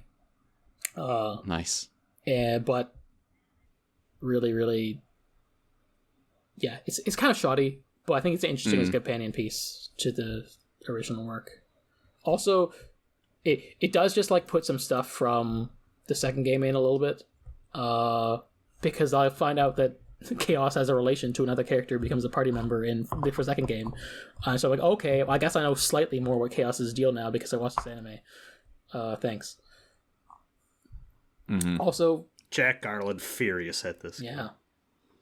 Also, because, you know, shouldn't be a spoiler that the mascot character doesn't die, so I'll just say this. At the end of the game, Cosmos does 2 heroic sacrifices in a row within the span of 10 minutes and survives, and it's really funny. Nice. I feel like you shouldn't have the same character do that twice in a row. To be honest, probably shouldn't do that with any character twice in a row, but especially the same character. Yeah. Also, just as a note, I think a lot of the game is also going to be like going forward is going to be the mystery of Cosmos, because a lot of the mystery of this game is like, despite being the head developer of Cosmos, Shion does not know what the fuck Cosmos' deal sometimes is. It's just like, hey, I didn't program that, and what the fuck is up with that? Who put that in there? Was it my dead ex-boyfriend? Well, guess we'll find out. And yeah, forgot to actually talk about Shion herself. She's got trauma, and she's like the naive girl who's like, oh yeah, robots and fake humans are also humans, but will also not recognize their own complicity in their dehumanization when like she's like a reality and will say, hey, I have like anxiety and stuff like that, and she's just like, oh, so you have like your chemicals, your endorphins are like this little unbalanced this way, and like instead of recognizing that you know, a human has anxiety. So, you know, there's interesting stuff going on. I think the game is like, it's difficult because it's like one fraction of an incomplete story that is compromised, and it's really dense and a lot of proper nouns. But I think I can probably say the game is well written, if a bit inscrutable. And we'll see how it goes. But yeah, nice. That is Xenosaga Episode 1. I won't dwell on that game further. All right, sick. Wow. Listen, we had 3 weeks. It was Christmas break and New Year break. You're not allowed to be mad at us for going for 90 minutes. Technically only 85. Technically only 85. Yeah. So, with that concluded, shall we talk about Ultraman? The return. Can I of request Ultraman. a quick break because my uncle really wants to fucking call me to tell me about this goddamn earthquake? Yes, we can have a quick break. All right. Ultraman. Let me put this stuff away. Okay. We're back. So, moving on to the Return of Ultraman, episode 13, Terror of the Tsunami Monster Tokyo in Peril. We were promised a tsunami that the special effects team put their whole ass into, and we got it. We fucking got it. Let me tell you. Captain Takamura, a fisherman by trade, has been hired to transport precious gems. He sings a song he learned while stranded on an island during the war in Southeast Asia. Do not ask him why he was there. A song about a creature named Simons. Suddenly, his ship is attacked by a kaiju the captain names Simons. The MAT rescues the survivors, and among them is Takamura, who has lost his memory. He's held responsible for the loss of the shipment, but he is unable to answer questions, only mentioning Simons. His daughter, Yoko, explains that Simons and Sigurath are kaiju from Southeast Asia. She believes these two to be responsible for the incident. For some reason, the press find the idea of a kaiju ridiculous. Yeah, Ueno makes a point of saying, hey, most people haven't seen a kaiju. I'm like, what? The fuck are you talking about? What do you mean most people haven't seen a kaiju? It's so stupid. And Yoko and Takamura's only hope left is the MAT. The team listens to a recording of the song and they translate it.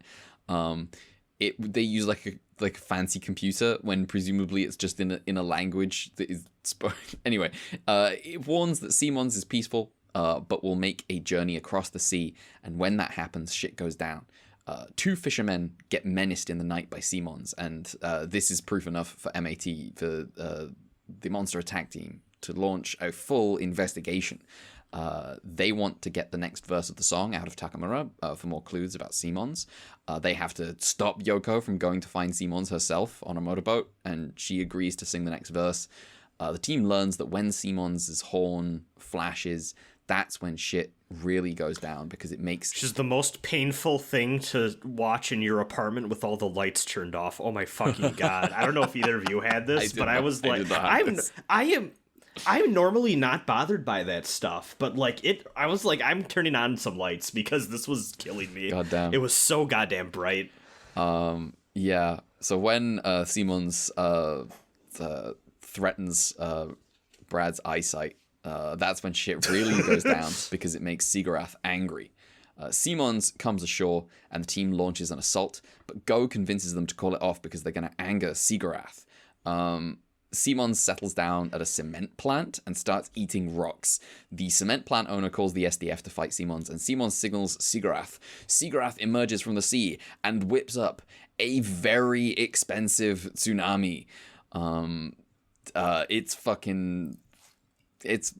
some real shit. Ultraman arrives on the scene, but what can he do? Find out next time. This was a secret two-parter all along.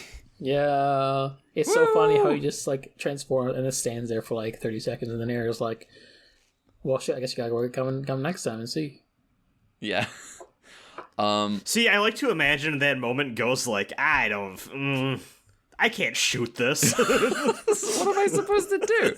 It's a wave. Now, I have a quick question. Do we talk about this episode, or do I read the summary for the next episode and we talk about the whole thing? I personally vote we do these both in one go, and you start the next summary. Okay. Sense, yeah. Okay. I don't think I have much to say about these as individual episodes. Okay, then. Episode 14, Terror of the Two Giant Monsters, The Great Tokyo Tornado. Also, I just want to say first though, it is funny that the next episode preview for episode 13 goes on to say, "We also rate our expensive tornado next week. Please come next week." They're so proud. They're like, we spent all our budget, and we're gonna make sure you know that. Ultraman, how are you gonna solve this? He spins really fast, and it reverses the tsunami. I'm not sure that's how that works, but don't worry about it. He'll do it again do later, but it'll make more sense then. Yes. Also, it drains him of all his energy, and Simons starts fucking juggling him. Send that clip to Sejam. Ultraman despawns, and the MAT continue their cautious investigation into Simons. Their translation of the song continues to reveal that Simons and Sigurath can also call the wrath of the heavens and earth, whatever that means. Spoilers, it means a tornado. Simons is peaceful for now, and the MAT negotiates a 3-day delay on any SDF attack. The real question is, if Simons isn't aggressive, why attack the boat in the first place?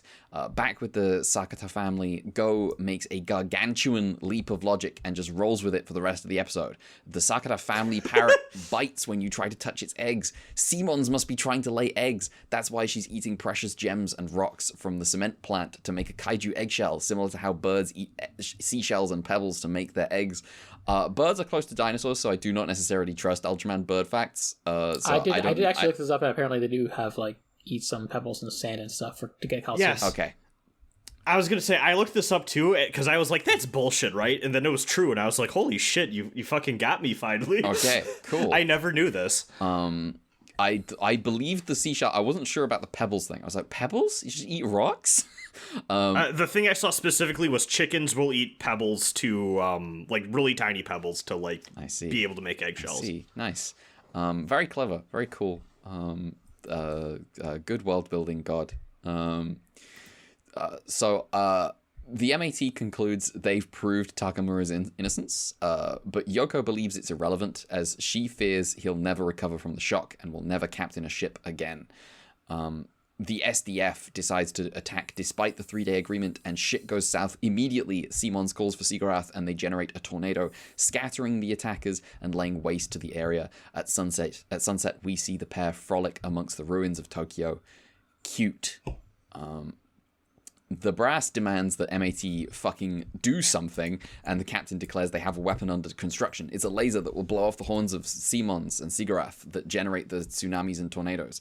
The captain asks for a week, but the commander gives the team 2 days. And so, 2 days later, the operation begins. They got Ueno and Go in the Matt Hawks, and everyone else is in the jeeps with mounted laser guns. They launch the attack, but the first laser shots go astray.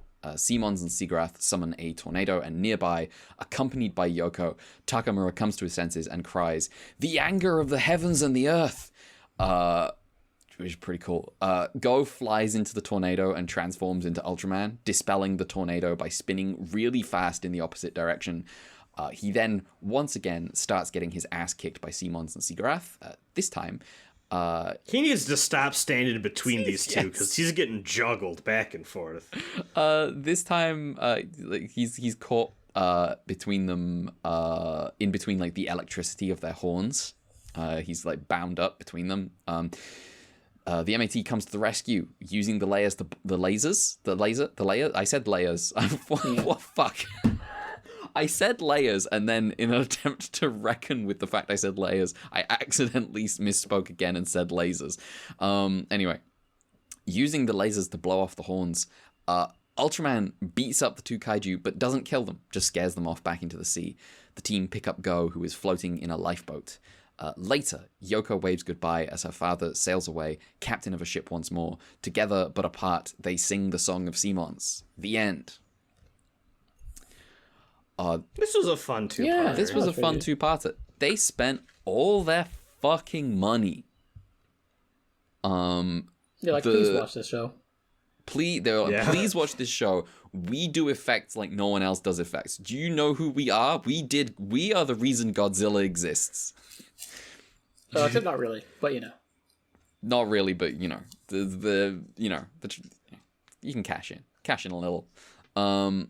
Yeah. The tsunami effects are fantastic. Just lots of cascades of water running through one-time, very thorough sets that are just going to get fucking obliterated. The tornado, very impressive. I'm not necessarily entirely sure how you do a tornado, because they did the one in Ultra Q. And that episode was the balloon episode, right? Yeah. And they had the balloon absorb a storm. Yeah. And that storm was very impressive. This similar stuff happening here. Tiles, like individual tiles on houses, like getting swept off them, and into the wind. That kind of thing. Shit's good. Yeah. How do you feel about the actual plot of the episodes? I guess it exists. Now that I think about it.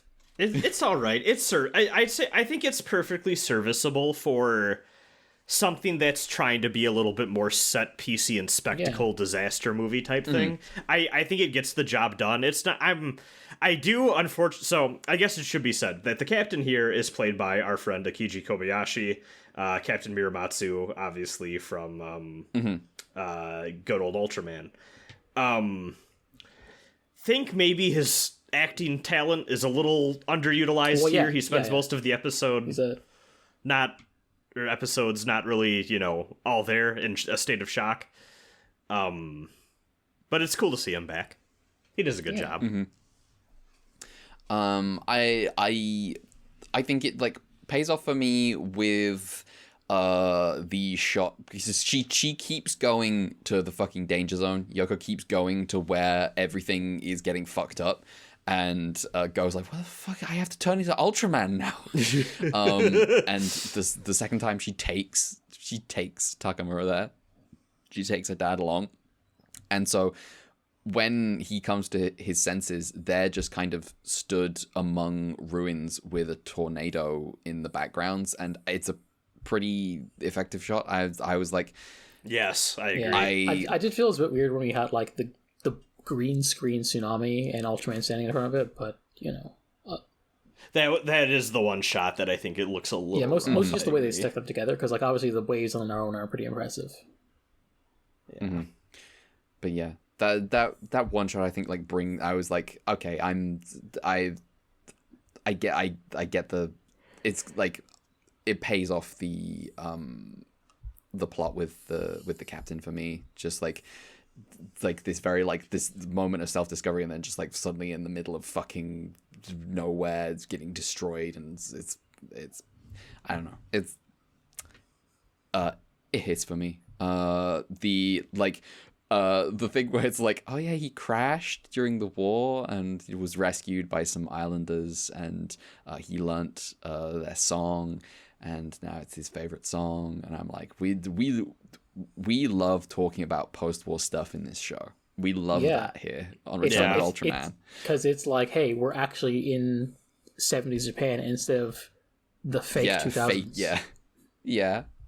In not necessarily Japan. in not Japan, except when Josoji's directing, going, no, this is definitely Japan. Look at that tiny table. Yeah. What was the other stuff going on in this episode? I think our kaiju being a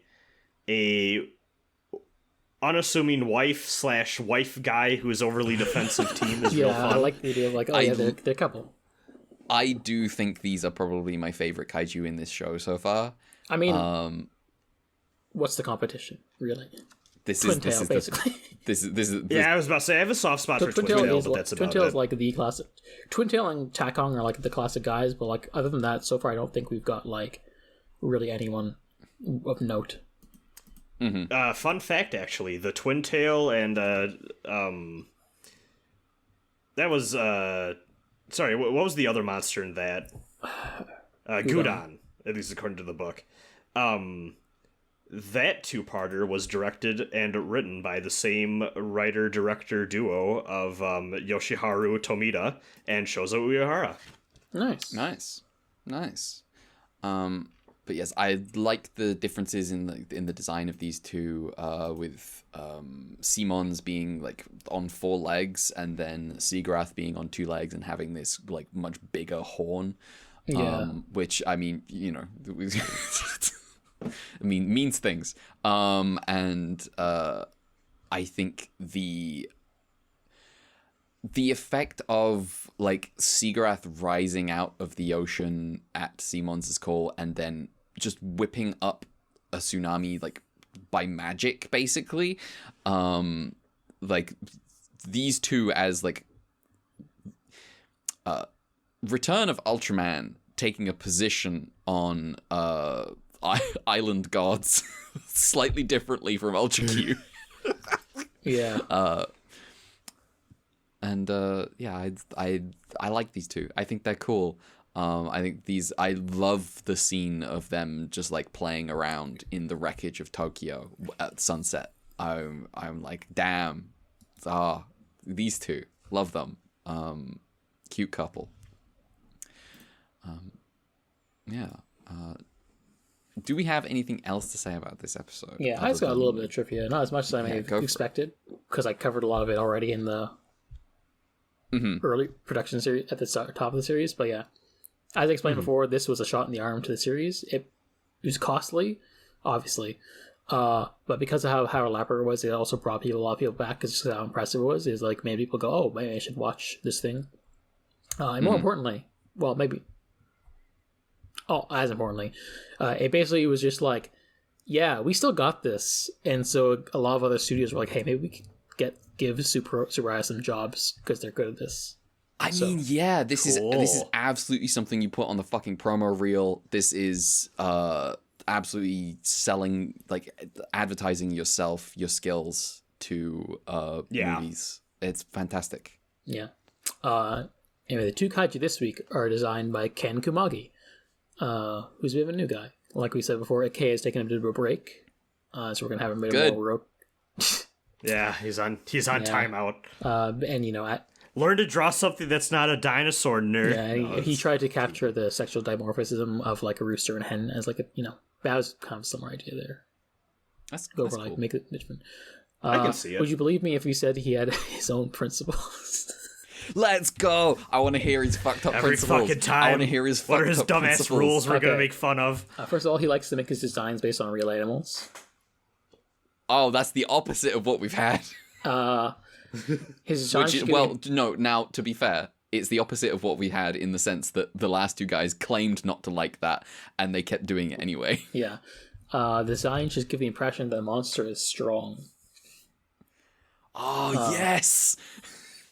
I kind of felt like that was a given, but okay. Yeah. No, that's the opposite of the last guy though. Who was like the monsters have to be pathetic. Oh, that's true. They should be pathetic. That's true. And that's true. They should be weak and cowardly and sniveling villains. Yeah, like Dankan, who is not strong.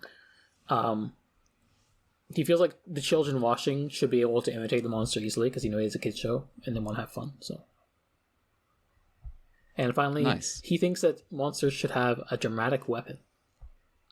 Oh, this is our guy. This guy rule. This guy's so much cooler than the last. Sorry, Toru Narita. I know you're a big deal, but you were a real dweeb about the fact you had to put a dinosaur on a tank. Yeah. Now I'm like, the weapon things opens up so much possibility space. We used to have that. Like Ultra Q was full of that shit. It was. And then it just became monsters that would just hit Anti-gravity freeze breath was in episode 5 of Ultra. Yeah. I remember when the anti-gravity freeze breath showed up and I like, oh, we're going to get some guys with cool abilities. And then we kind of didn't until Ultra 7? Yeah. Which is wild. No, hang on. I can't say that when the Giant Heart episode exists of Ultraman. Sorry to the Giant Heart episode of Ultraman. Truly one of the greats. Well, one of the greats better be on our fucking skip list. I'm not. Passport to Infinity has to be. It is. It's also a Jisoji episode, so like it kind of. Is Passport to Infinity a Jisoji episode? I don't think that one's Jisoji. It might not be actually. Yeah, you're right, but it is. I think it is on the list though. Yeah, I think Jisoji starts later. I think it's like one of the early all-time greats is the Heart episode. I think we just like that one too much to like not put on the skip list. Yeah. Yeah. I'm pretty sure that one was written by the Macross hater. Ah, yes. Gonna miss that guy. Do we have any more production notes from you, Brad? Oh. No, just written by Yoshiharu Tomita, who, like I said, did the previous two-parter, and Shozo Uehara wrote. Okay, so next episode's where the real shit's going down. Oh, Jesus fucking... yeah, we'll get to it. Sorry, so are we about to cover an episode written or directed by a villain?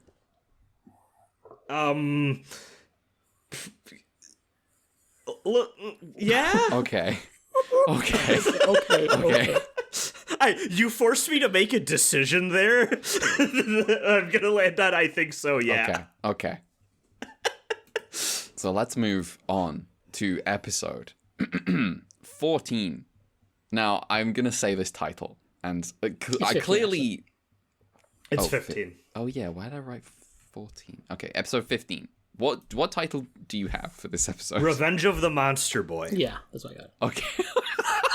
Which sounds like a shitty Genesis game, let me just say. I think mine's better. Revenge of the Monster Lad. Oh, that's so good. Monster Lad. Monster Lad. Alright. A kid watches a kaiju drain electricity from a power station and turn invisible. He calls this kaiju Elidortus. The same kid later gives Jiro his homework to copy from, claiming to be Susumu, a rich kid, the nephew of the MAT captain. However, the Sakutas don't approve of Jiro copying homework, and they return it. In doing so, Go meets Susumu outside the house, and he makes this kid makes some weird hints that he heard from the captain that something might be up with the power outages. And the captain's like, "No, I didn't tell that kid." Wait, did you mention that he's related to the captain? Yes. Yeah. He's the nephew of the MAT captain. Yeah, yes. The captain denies this, that he's said anything to Susumu. He's like, "No, I haven't said anything to Susumu." And then Go is like, "Oh, but Susumu said," and the captain said, "Oh, now I have said that I haven't said anything to Susumu, but also I really must insist Susumu would never lie." And Go is confronted with the fact that one of these things can't be true. Go and Jiro track the kid down again and find that he has kidnapped and tied up the real Susumu, which, given the rest of the episode, is a truly strange thing to put in this plot. Yes. Go and Jiro visit the kid's real home. He's called Shiro. He's poor, he lives with his granddad, his mum died when he was young, and his dad, a train driver, died when his train was involved in an accident, and ever since he has walked with a limp, and he's always lying. I hope you got all that. The MAT captain remembers the incident. Shiro was at the scene of the accident and had claimed a kaiju was responsible, but the train company, owned by the captain's brother, rich kid Susumu's parents, blamed Shiro's father. I hope you're keeping up. If you have, presumably you watched the episode. If you didn't watch the episode, watch the episode. It's pretty good. Shiro keeps it's bizarre, but it's good in the way that there are truly strange episodes of Ultraman sometimes. Shiro keeps predicting power outages and train accidents that become real, and young Kishida, hater extraordinaire, is like, well, obviously the kid's putting rocks on the line or something. I love him so much. I definitely didn't see the kaiju earlier, but Yeah, Go suspects there's something more here, but not enough to just believe Shiro. He gets to know Shiro a little better, helps him with his turtle, asks him about his favorite and least favorite kaiju, and then doesn't really ask any intrusive questions about the fact that Shiro says Elidortus for both. They're becoming real good pals. He tries, and it gets confused, because Shiro's just like, bro, you don't get it. Yeah, you don't get it, bro. And I'm like, I'm gonna tell you, I get it, immediately. And then when Shiro, they're becoming really good pals, and then when Shiro makes his claim about the kaiju, again, Go bright slaps him and tells him he shouldn't lie even if he is disabled. I'm really not exaggerating here. This does happen. Yeah. The implication here that maybe I'm now more willing to read into this, knowing that perhaps we have a villain on the team making this episode. The implication here that we allow disabled children to get away with more because we're too afraid to hit them. Let me say, as someone who spent an extensive amount of my childhood with a limp, I had some fucking thoughts about how this goes. I'm gonna tell you, I figured. I was like, oh, Brad's having fun with this one. Especially the ending. Another of Shiro's predictions come true as Matt finally sees Elidortus attacking the city. Matt launch and assault, but launch an assault, but Go calls them off as Shiro is at the scene, egging on the kaiju with his clacker things. Don't worry, he's had clacker things all episode. I just didn't mention them. Go arrives just in time to rescue Shiro when Elidortus turns on him. He tells Jiro, I'm sorry. I believe your story, and I'm sorry I slapped you really hard for some reason, despite the fact that I clearly kind of believed you already. Go rushes in. This is the funniest Return of Ultraman transformation so far, because Go's like, I'm gonna go avenge your dad. Runs about 10 meters and immediately gets crushed by a train. And he's like holding it up. He's like underneath it, like, oh no, I'm getting crushed by a train. Says, oh no, you suck. This is where Ultraman comes in. You may be fearing for Go's life, but don't worry, he has a secret weapon. He can turn into Ultraman, and he turns into Ultraman. The MAT, I keep switching between MAT and Matt. I'm just going to keep doing that. Keep listeners on the toes. The MAT help Ultraman exploit Elidortus' weakness, which Shiro tells them is the head. Listen, brat, I could have told you. Alright, never mind. Elidortus is destroyed. I think the funny part is that Ultraman tries to get in on the head, and then Elidortus just turns around and hits him with the tail. Yeah. Elidortus in tortoise style just like tucks his head in a little and goes, ooh, you think of me? And it's like swings around. And classic, tail is the weakness of Ultraman. Elidortus is destroyed. Team up. The day is saved. And we get a flashback to Ultra Q as Shiro's limp is cured for some reason in the end. Okay, so I want to say, obviously, I feel like this happened also in this series before, maybe, question mark? I feel like this series has a weird relationship with, like, limping. Yes, or it absolutely does. Including the fact that, like, one of the major characters, Ken Sakata, he's defined by the fact that he had to end his career because of his limp, and that's the entire reason of his relationship with Go in the first place. And then we have these kids that makes this truly bizarre, because like if Ken found out what was happening in the rest of Return of Ultraman, he'd be like, well, where do I get my magic fix? Like, what the fuck is this? I was not feeling great about, obviously, a lot of how this kid's like whole limp situation was being handled. I fucking lost my goddamn mind when he's just bolting at the end, like, oh, I guess defeating the kaiju made him all better. Yeah. I was like, what the fuck? So, also, again, weird spot where I don't have a limp anymore. If you saw me just on the street, you wouldn't have even been able to tell that, like, I had issues moving around when I was younger. So, like, weird spot for me. But I didn't get that way because someone beat up a fucking weird imaginary turtle. Let me tell you. Because someone defeated your, like, Persona 4 shadow that was kind of, like, hanging over your life. Yeah. I will say that this episode is, like, much like some previous ones last time, evoking an older Ultraman episode, but this time it's, like, maybe more interesting than that one. Oh, yes. This episode is, like, truly bizarre and strange, and I wouldn't go so far as to say it is good, but I did enjoy watching it much more than the Naronga episode of Ultraman, which was just kind of the most standard stock thing in the world.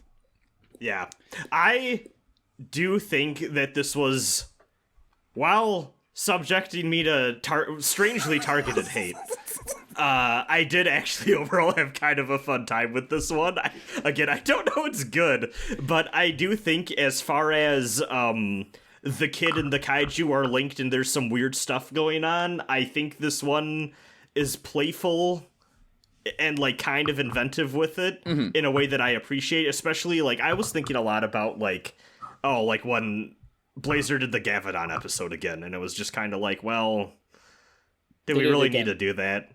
Like, this felt like it was at least trying to not stick as close to form, and I appreciated it on that level.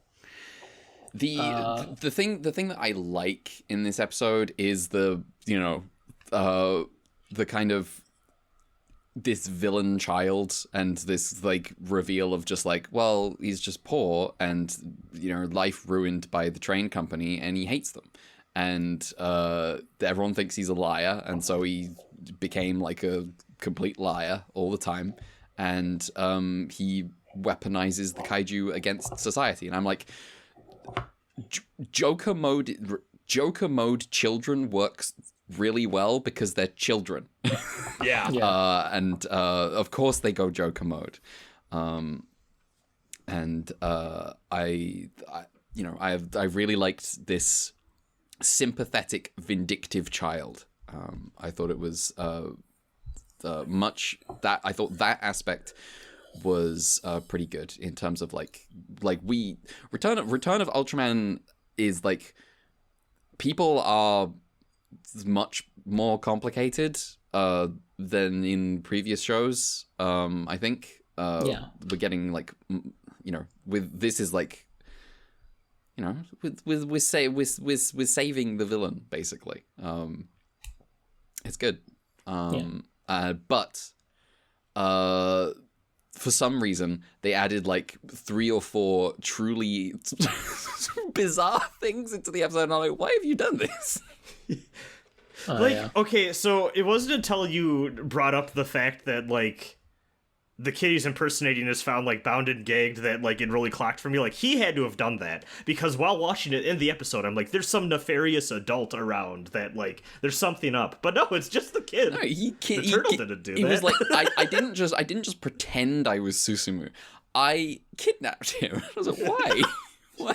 Why did you put this in the episode? Yeah.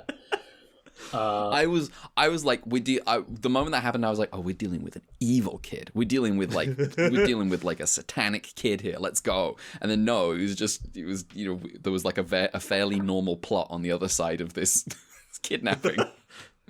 Mel, you had something. Yeah. First of all, this is the episode where Yuano is thirsty again. Yes, yeah, because they're in like they're discussing whether this kid is lying or not, and it cuts to Ueno and he's drinking water again. And I immediately in my head I was like, drink your damn water. Also, just like connecting to this episode, but also looking back to the last 2-parter, I feel like these episodes are encapsulating well the ways in which the capitalist state is simply a tool of the bourgeois class. Because on one hand, you have the Macht captain being the brother of the train company guy. Absolutely. And on the other hand, the SDF is the one who's like in charge of attacking the 2 kaiju, but the one who seems to be calling the shots is the manager of the cement factory for some reason. Yeah. Yes. He's just like, you have to blow up these kaiju because it's disrupting business, regardless of casualties. And it's just like, why are you in charge of this? Yeah, it's a thing that's been coming up in Return of Ultraman a lot. Is like people with like the money is at stake, and the MAT has to relent in the face of capital. Is good. Yeah, like we had that with the quarry thing too. Even a little bit, with the unearthed dinosaur. Yeah, yes. And I feel like the only time we really had that before that was in the Gavidon episode. Yes, back in the day. Yeah, in Ultraman. Jisoji, salute.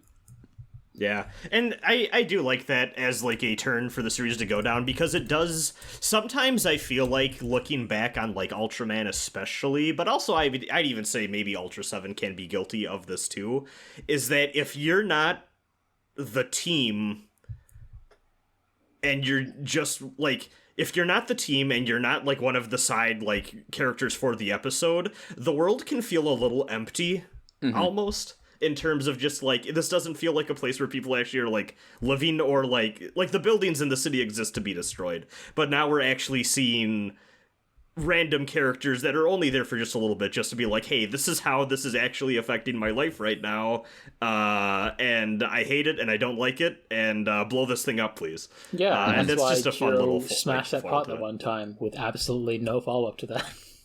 He still just secretly hates Matt. Yeah. Ide's gonna pick him up at the end of the show. He's on his way.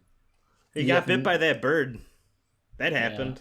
Yeah. Oh, yeah. He got bit by the. It's a sign of him becoming disconnected with nature. True. It is funny that they're like, oh, hey, we got 2 days to figure this out, and then 2 days later, he's just chilling with us. We do also learn that he is so down to cheat on his math homework. Same. The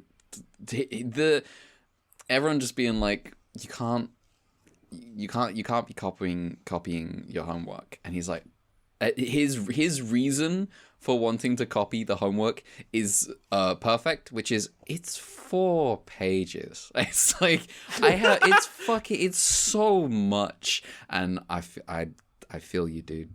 It's so much sometimes. Kids, man. Yeah. They had it rough. I was a goody two-shoes Catholic boy. I would have cried if someone suggested I had cheated. Yeah, Damn. Me too. I thought I wasn't Catholic, but I was like the ethos. I was too much of like the goody two shoes until university, basically. Honestly, kind of same. I cracked the code on one time. I had like full like new type flash of getting out of being punished for not doing homework. Which was I'd been working on figuring out how to not do homework and get away with it for years, and sometimes some of my experiments had succeeded and some of them had failed. Sometimes I had lied good and sometimes I'd lied bad. This is how you learn how it works. And eventually I saw the code for a one-time get out of jail free card, which was my history teacher said, has anyone not done their homework? And I put my hand up and said, I haven't done the homework. And she said, why? And said, because I'm an idiot. And she said, okay. Nice. And I didn't get any shit for it. I think this fundamentally broke my brain, but it was during my freshman year of college. I had a professor who was talking shit about people who skip, and I was like, I skipped your class like a fair bit, and then he said, yes, but you're also smart enough to do that while still getting an A, and I honestly think that's part of what college is there to teach you. And I was like, oh, fuck, you're right. Damn. Yeah. Changed my outlook. There was a class it was an intro to art class I had to take just for you gotta take so many different things from different disciplines or whatever to graduate. And the guy was like, I know a lot of you are just here for that. You can here's a bunch of extra credit opportunities. I took them all, and then 2/3 of the way through the class I stopped showing up, and he emailed me and he's like, what, anything up? And I was just like, I mean, I have enough points that I literally just need to get 3 questions right on the final and I get an A. Is that a problem? And he's like, no, I guess if I didn't want that to happen, I should have set up the class that way. You're fine. I was like, yeah, that's what I thought. Good times. Damn. Anyways, want to talk about the weirdest fucking guy I think I've ever had to research for this goddamn show? Let's go. So, well, first, let's start with the normal one. So we have a returning writer here, Shigemitsu Taguchi, who you may remember from, I would say, a pretty good episode, The Monster Time Bomb. Which one's the Monster Time Bomb? The one where Go our hero accidentally fucks shoots up a missile, except instead of exploding it, it's like a set to go off. Yeah. At the dynamite factory. Yeah, and you pack the Minecraft dynamite in the Minecraft dynamite factory, and it causes problems. And yes. You need to see alternate Doctor Strange visions of the future to come up with a good solution. Yeah, and the Kaiju has a big sit down. Mm-hmm. So we have a new director who is going to be with us through basically the rest of the Showa era, or at least this run of the Showa era. I know the Showa era extends past, this initial little collection here. But for this first batch of series, he's going to be with us, I think, all the way till the end. Eizo Yamagiwa is a film director, stage play director, and critic who was born in Kobe City but raised in Tokyo. He was in 3rd grade when World War II began.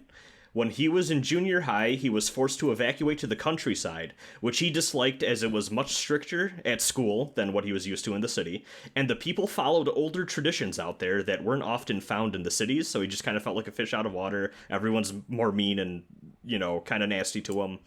I remember reading an anecdote where apparently, it was just common at this time in, kind of the countryside of the, schoolboys were treated as mini soldiers to the point where if an older schoolboy was passing by you on the street, you stopped and saluted. And he kind of hated this. Yeah. So, thankfully, he was gearing up to be sent out and just conscripted into the war as soon as he graduated, as boys were at this time. The war ended, so he didn't have to bother with that. Immediately realized, like, hey, these American soldiers really like giving me chocolate. Big fan of that. He also discovered his love of movies, because at this time America was, filling Japan with, like, theaters and showing movies and showing their culture. And he went, wow, America must be a pretty cool place. Look at how beautiful America is in all these movies. Classic mistake. Yeah. He ended up falling in love with movies at the end of, post-war because of this. So he graduated from school and he found a job at Shin Toho, which was one of the 6 film production houses that was operating in Japan after the war. He studied under Tetsuo Ishii, who is known in Japan as the King of Cult. A real quick side tangent to talk about Ishii. Ishii was notable for many things, including popularizing the Yakuza movie boom by directing a movie called Abashiri Prison. This is notable, especially from, like, I guess a Western side of things. This movie launched the career of a prolific actor known as Ken Takakura, who would show up in a lot of Hollywood movies and stuff as well, including, like, a Ridley Scott film, a few other things here and there. But then also, too, in our circle of the internet, may be recognized as the guy who played Golgo in the live-action version of Golgo 13. That was made in production between Japan and Iran. Okay. So, this is where we start to see shades of our man Jisoji, because in addition to working on a bunch of, like, cult films and children's entertainment, also kind of a horny guy, he made an extremely influential series of S&M pink films, starting with a movie titled The Shogun's Joy of Torture, which, from what I gather, is a historical, based on true events loosely, anthology series of porn film shorts. Okay. Which had a massive impact and is kind of a cornerstone of what Japan's BDSM culture would become. I see. Aside from these, he also made some action movies about guys being cool on motorcycles. And also adapted works by Edogawa Rampo, which I feel like is half of the people we talked about for Return of Ultraman, is out here adapting Edogawa Rampo stories. He also dabbled in... Yeah. He also dabbled in science fiction. One of these is of particular note to us because he directed a lot of the early entries. I think even he started and then was later replaced after he didn't want to work on them anymore. A series of superhero movies called Super Giant. Some of these movies would get dubbed and released overseas as Starman. I had never heard of these before, but apparently they were shorter, almost serialized, but not exactly, tokusatsu films that could be thought of as a prototype for things to come, like Ultraman and Kamen Rider. Similar to how, like, if you've ever seen, like, retrospectives on, like, Batman or some of the early superheroes, like, a lot of them will point to, like, pulp vigilante heroes from, like, radio programs like The Shadow or stuff like that as being influences on Batman. It kind of seems like that's what Supergiant was to Ultraman, Kamen Rider, etc. Yamagiwa worked as an assistant director on several Supergiant movies, but Shin Toho eventually went bankrupt, and he was forced to find work elsewhere. He made his directorial debut at this time, worked on various shows on a freelance basis, and also regularly published film criticism of famous directors at the time in, like, journals and wherever he could, get someone to pay him for his writing.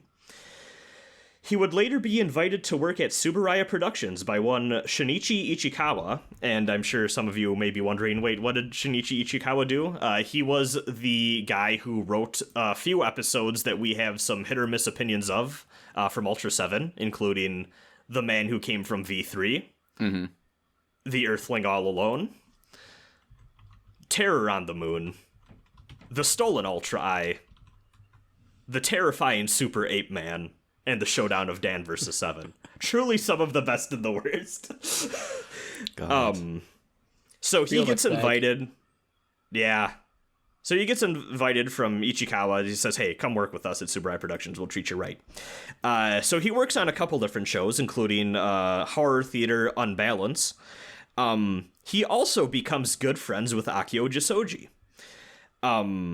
After Jisoji's show Silver Mask failed to find an audience, he was taken off of it to work on other things, and Yamagiwa was put in charge. He, too, also failed to grow the show's viewer base. So Jisoji and him bonded over their show's failure over not being able to get anyone to watch their fucking show. Lol. Yamagiwa would also contribute to many episodes of Showa-era Ultraman from Return and on, leaving a significant mark on the series. But then during this, like, he wasn't just working with Tsuburaya at this time. Like, I think he made a Dr. Jekyll and Mr. Hyde miniseries thing that was well received. Just a lot of random things here and there. He also continued to work with, like, the movie companies and stuff. And he notably directed a movie in 1974 that was a famous disaster movie called Japan Sinks. Oh. This movie would inspire one Shinji Higuchi to take up filmmaking. Later on in life, our boy, Shinji Higuchi, would direct Shin Ultraman. Perhaps you've heard of it. Yeah. Yeah. In fact, Higuchi loved Japan Sinks so much that he would direct a 2006 remake of it, which is notable in our circles Because it has for including Tomino in it. Yes, the only live-action appearance of Gundam creator Yoshiyuki Tomino in a film. Damn. He plays a priest who is being evacuated, apparently. That's hilarious. Yamagiwa would continue to direct movies and TV shows for many years, retiring from the industry in 1973, but returning to work in the early 2000s as a stage play director, which he still does to this day. This man is fucking 91. God damn. Now, this all seems relatively normal. Yeah. You might be wondering what the fuck's going on. So, this man is known for more than just his directorial work. He is also known, somewhat controversially, for his social commentary and human rights activism. Uh-oh. So I'm going to start positive. To give credit where credit is due, he is a major proponent of protecting the rights of those who have been arrested, and has been an influential voice in the push to abolish the death penalty in Japan. Okay. I can get behind that. However, what he is mostly remembered for is his involvement in the societal debate surrounding cults in the 2000s, following the Aum Shunrikyo sarin gas attack, and for publicly supporting the primary suspects in the Sayama incident, as well as the Tokyo metropolitan murders. Okay. Okay. Both of these are very divisive, high-profile rape and murder cases where the evidence against the primary suspect was not airtight, and both of which to this day remain controversial. Okay. Regarding the Aum Shunrikyo situation, Yamagiwa was heavily involved with the cult and its legal defense throughout the 2000s and late 90s. Following the infamous sarin gas attack and the organization's attempt to rebrand itself as Aleph, and just for those of you who don't know, this is a new age spiritual movement, a cult that I believe is still the worst attack on Japan from like a terrorist group. Killed 14 people and injured over 1,000. In the wake of this, understandably, the Japanese public became incredibly suspicious of, if not outright antagonistic, towards cults and new age spiritual movements. Fun fact, I saw that one group that was impacted by this was the Unification Church. Which you may know as the group that caused that one guy to assassinate Shinzo Abe. So I haven't seen this parallel drawn in any Western reporting that I could find, but I feel like I have read enough about this to call this. Following the backlash to the sarin gas attacks from Aum Shinrikyo and Aleph, the Unification Church got hit hard from people that were calling them out on what they were mostly known for at the time, which was people making massive donations and basically scamming their own members into buying, like, spiritual goods, or what are called spiritual goods. It seems like they doubled down on this in the early 2000s, which is when Shinzo Abe's assassin's mom made those exact donations that led their family to poverty. I see. Yeah. I went down a fucking rabbit hole with this one. So this expanded and was a topic of some discussion in the 2000s that I feel like I have not seen covered in discussion around the sarin gas attack or Shinrikyo. But what basically happened is that members of the cult who were not directly involved with the group's violent activities and therefore could not be charged or, penalized legally in any way, were being denied the right to move into certain neighborhoods by municipal authorities. I see. People's kids were not allowed to go to schools. They would apply to go into a school, and they're like, we're not fucking taking you. Get out of here. This also kind of came to a head when the leader of the cult's son, who was very publicly being groomed to be the successor, the leader of the cult being Shoko Asahara, was denied enrollment in a school despite being a fairly young child. Although these decisions to alienate the cult were largely supported by the public at first, human rights activists, academics, and media personalities brought attention to these events as clear violations to their right to practice religion freely without being subject to discrimination. And legally, this would be proven right, because at the end of the day, when the cult members brought these situations to court, they were like, yeah, you can't really tell someone you can't live here because of the religion you follow, and you can't tell kids you can't go to school here because of the religion you follow. So while framing the matter as a human rights issue and presenting the public as victims, so I guess this is what I should say. The pushback that came from this from people like Yamagiwa and these other academics and media personalities was they were basically saying, hey, the sarin gas attack was terrible, but the media is going overboard with this. This is a severe moral panic that is being used to fuel anti-religious sentiment for people following what they called new religions. This proved effective in the short term, but then eventually kind of fell apart as members of the cult tried to open dialogue with the communities that they were now moving to, and it became fairly apparent that they were very cagey about accepting responsibility for the religion's, violent attack, and overall showed a lack of remorse. And while they kind of sort of denounced their old leader, they still were like, well, we're going to continue teaching his religious teachings. Champions of the cult and their legal defense were also criticized for their lack of sensitivity, especially towards the relatives of those who died in the attack. They attempted to frame these survivors' families, or these survivors and their families. They attempted to frame their outrage over cult members who belonged to the group responsible for their family members' deaths moving into the same neighborhood as like an irrational overreaction. Like, oh, I mean, these people have ties to the people who killed your loved ones, but like just they're not the same people. They just belong to the same group. Don't worry about it.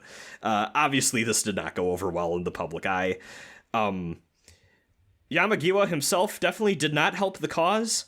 He provided advice to Shoko Asahara himself, advising him to change his lawyer. This whole trial, honestly, this is maybe a very reductive comparison to make, but I didn't know this, but reading about this trial with revolving the sarin gas attack kind of sounded like Japan's version of the OJ thing. Huge media circus. The original lawyer who they got to defend the leader, in terms of like the level of like almost like dramatization of it. Yes, exactly. So much so that the lawyer who the leader first had assigned to him became like a media personality unto himself. He was going on talk shows. Oh, that's grim. And like, was kind of just a guy everyone was inviting everywhere to do stuff, and everyone wanted to hear his opinions on things or talk to him, and cameras were pointed at his face all the fucking time. This was then complicated by the fact that he got caught embezzling money and not paying people and doing a bunch of like really bad like financial fuckery. People started to confront him on this publicly, like on shows and stuff. And at first he was very dismissive and be like, I don't want to talk about that. It's just, don't worry about it, that sort of stuff. He eventually kind of started to fall apart as people kept pushing for answers, and he just openly started blowing up at people on camera and calling them idiots. At which point he became a laughingstock, and every sketch comedian had like an impersonation of this guy blowing up at journalists. Oh my goodness. Yamagiwa, seeing this, reached out to the leader and said, hey, you should really fucking change your lawyer. So, as a result, this guy is now being seen as providing legal defense to someone who is very obviously extremely guilty of coordinating this attack, which doesn't look great. This also then, he doubled down.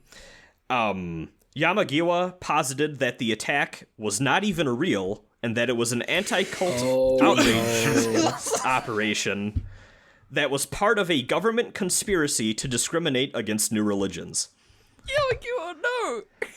What are you doing? During this time, Yamagiwa personally himself took in some of Asahara's children while his dad was awaiting trial. Bro. It's not real. The attack, it's not real. It's a false flag operation.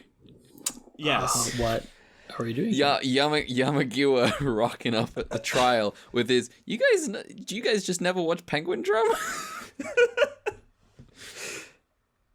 Yamagiwa's involvement in the issue came to a boiling point in 1999 when it was found that he was attempting to start a computer company that directly hired Aum Shunrikyo members who had lost their jobs due to being associated with the cult. Okay, While so this man, right? He's like, at that point, you're one of the cultists. This is how it works. He's a little too involved in this. Yeah. While he claimed this was done so that people who otherwise couldn't work could support themselves and their families, everyone immediately went, they're just doing this to fund more cult shit. What the fuck are you talking about?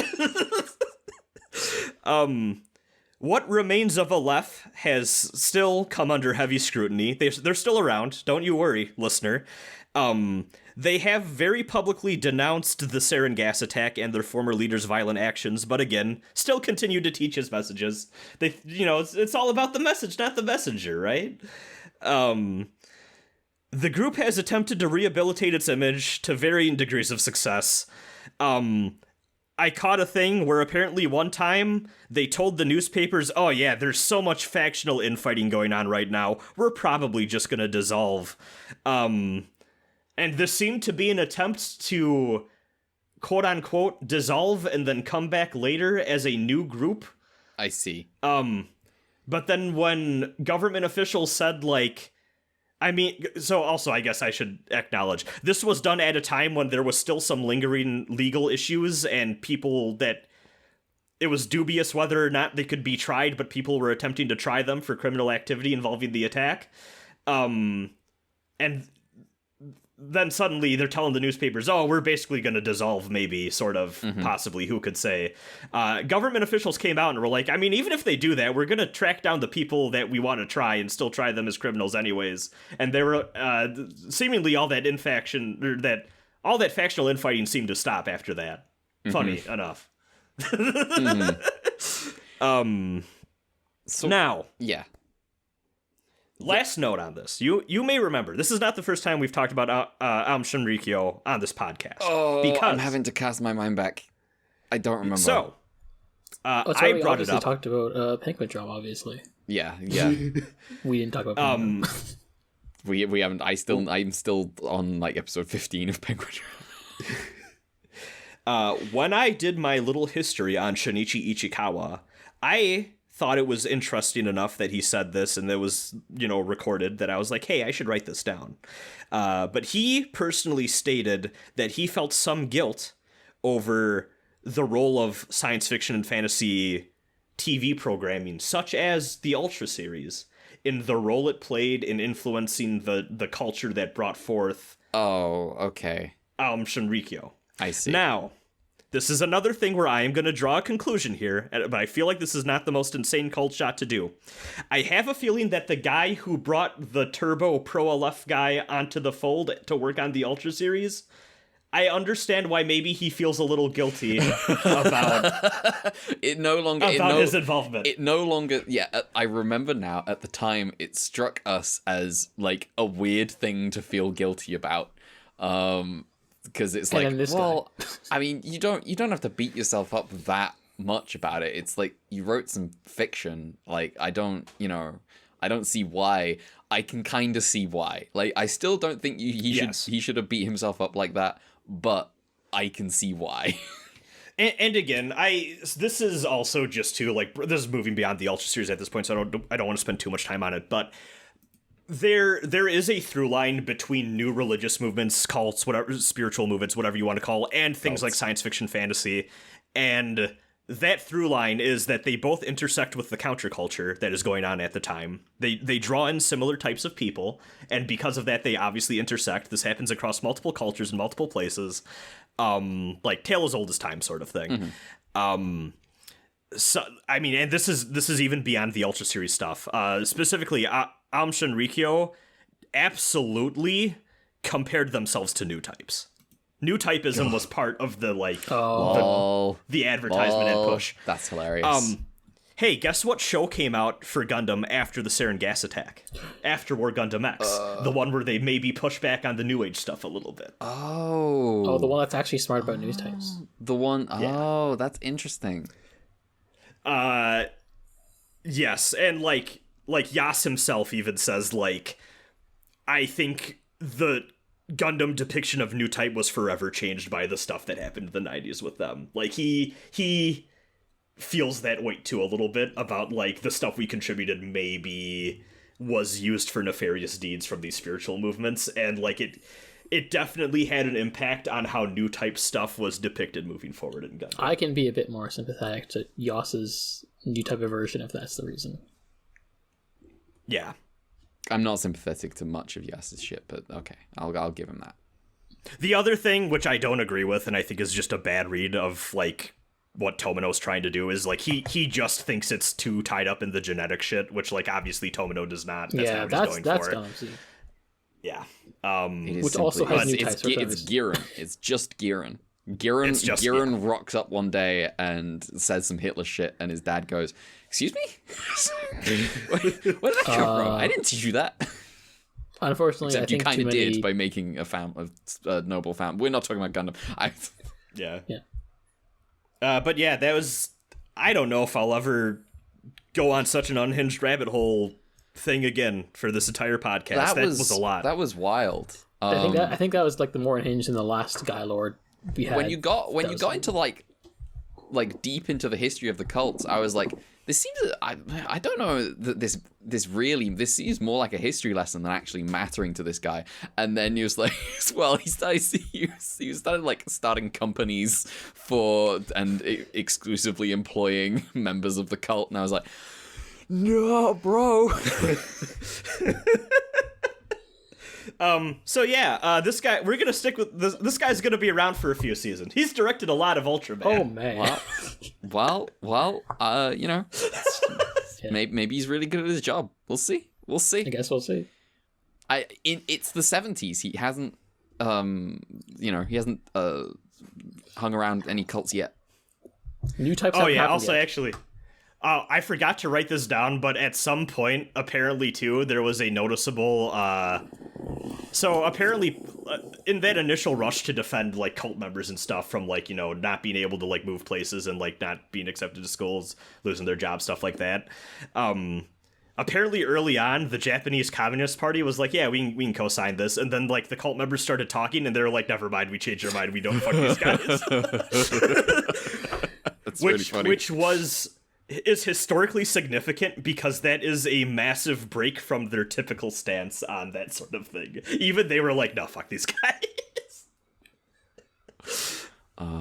That's pretty funny. Yeah. Damn.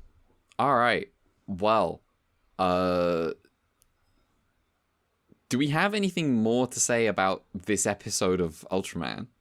No. Nah, I not can't say really. anything else about the episode after that. Nah, like the one you know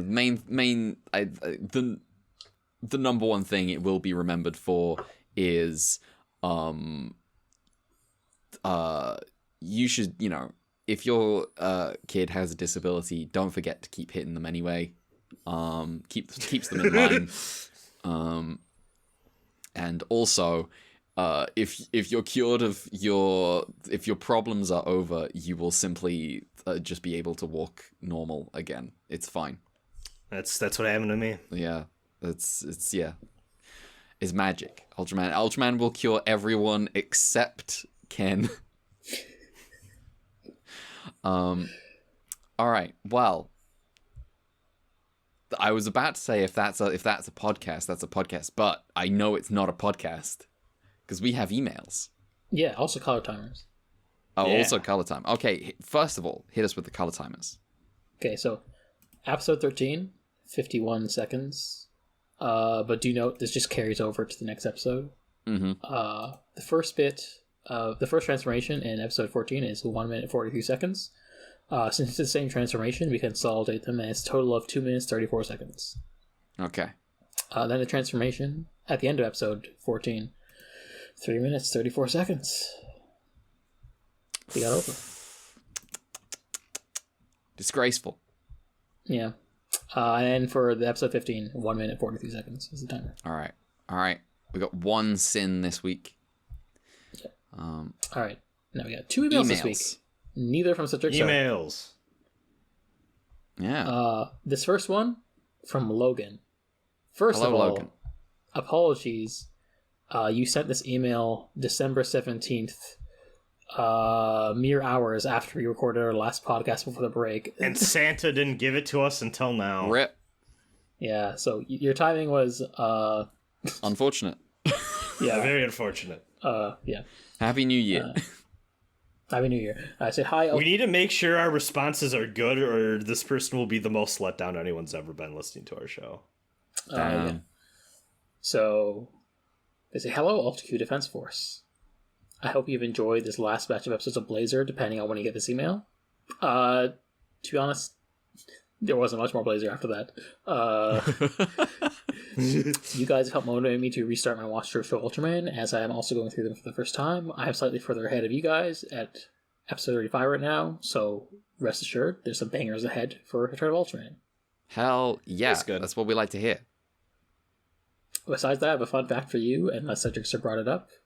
And he hasn't. The hairstyle Twins Tails is apparently named after the monster. What? No, it's not. Is that true? Basically, Twin Tails is Japanese invented English term for the kaiju, while the hairstyle used to be called Two Tail or Two Braid in Japan. Then, 1988, on a BBS fan board for Japanese Barbie spin-off toy line, people jokingly refer to one of the jobs as dolls named Meilin as having a twin tail look after the kaiju.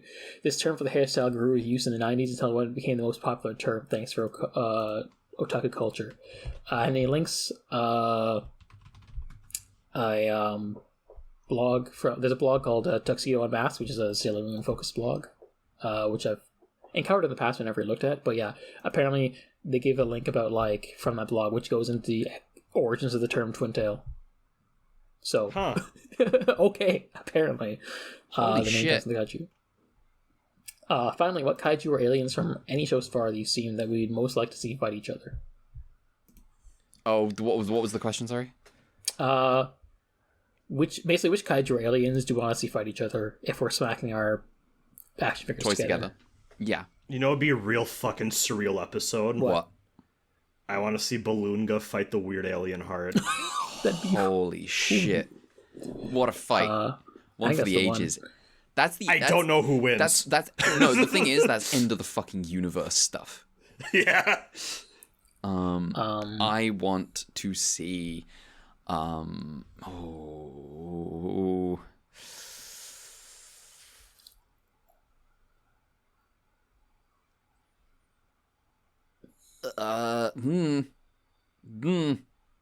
I want to see my You I want want Red King to fight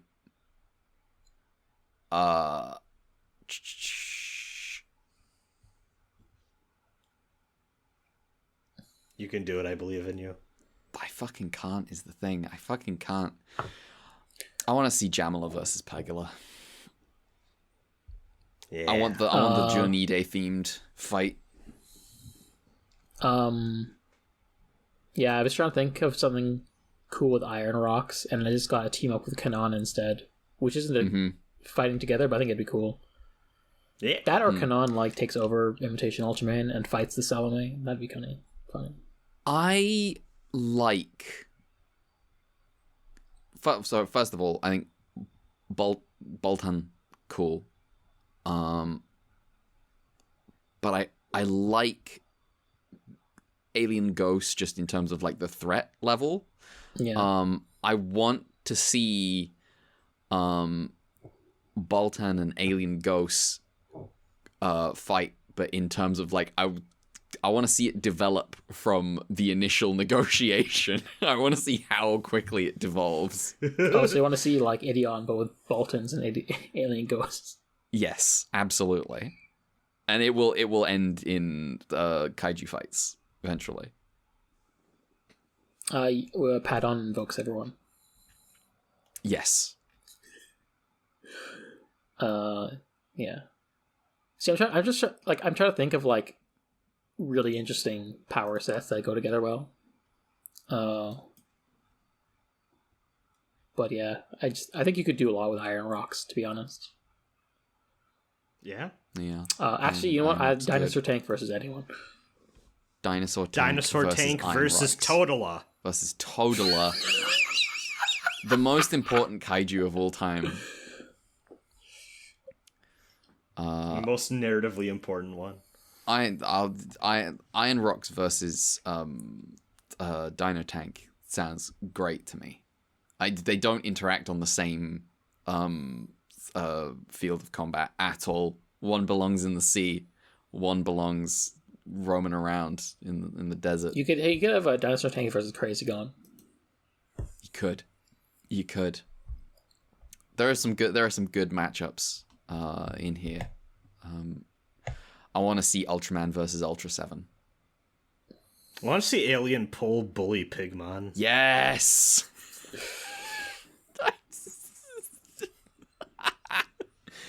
Oh man. Not hurt him, just bully. You just make him feel a little bad, you know. Oh, Pigmon versus the thing that Pigmon's based on. Garamon. Yes. Oh, rest in peace, Pigmon. Yeah, Pigmon versus Garamon. Let's see that.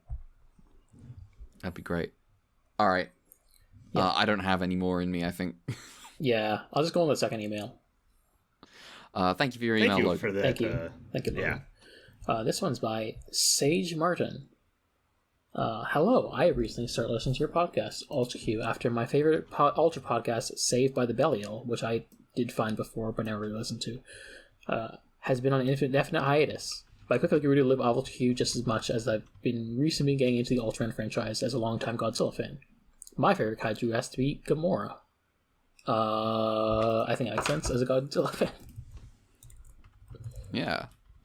Yeah. That does make sense. Much like Bolton's race, I believe he deserved better. You're gonna hate me, but I skipped Ultra Q when I started watching the franchise. I plan on watching some other time, and your podcast really inspired me to do that sooner rather than later. So that's good. Yes, you should watch Ultra Q rules. It's a good time. We like Ultra Q way more than Ultraman. You might have noticed. I will be honest. Ultra Q. I've had a year to think about this almost. You're still higher on that than anything else we've done.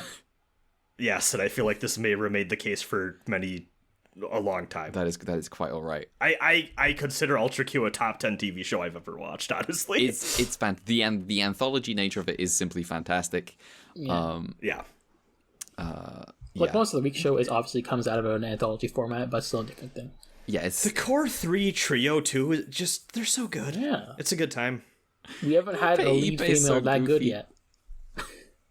Yeah, it's so weird how they just nailed the female lead kind of like right out of the park, except for like there's kind of that weird episode where they nailed her right out of the park. Well done. Congratulations.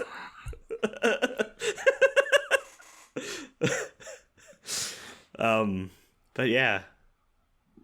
They say they've just started Ultra 7 season. So they have catching up to do. They can't wait to get to Return of Ultraman with our podcast, as it's their favorite so far. Oh, fantastic! Good. We're enjoying it. Yeah. They say that they're currently halfway through Ace. They gave their opinions on it. I don't know how much you guys want to hear that. It's like half a sentence. It's just more like, do you want to be primed or not?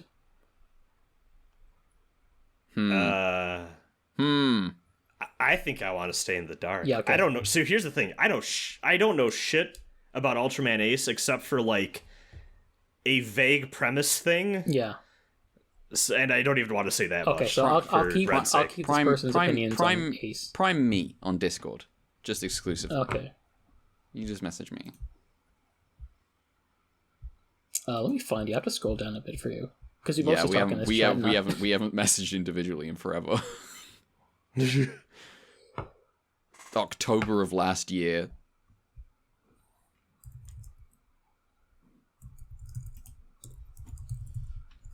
It's Ultraman Ace. Okay.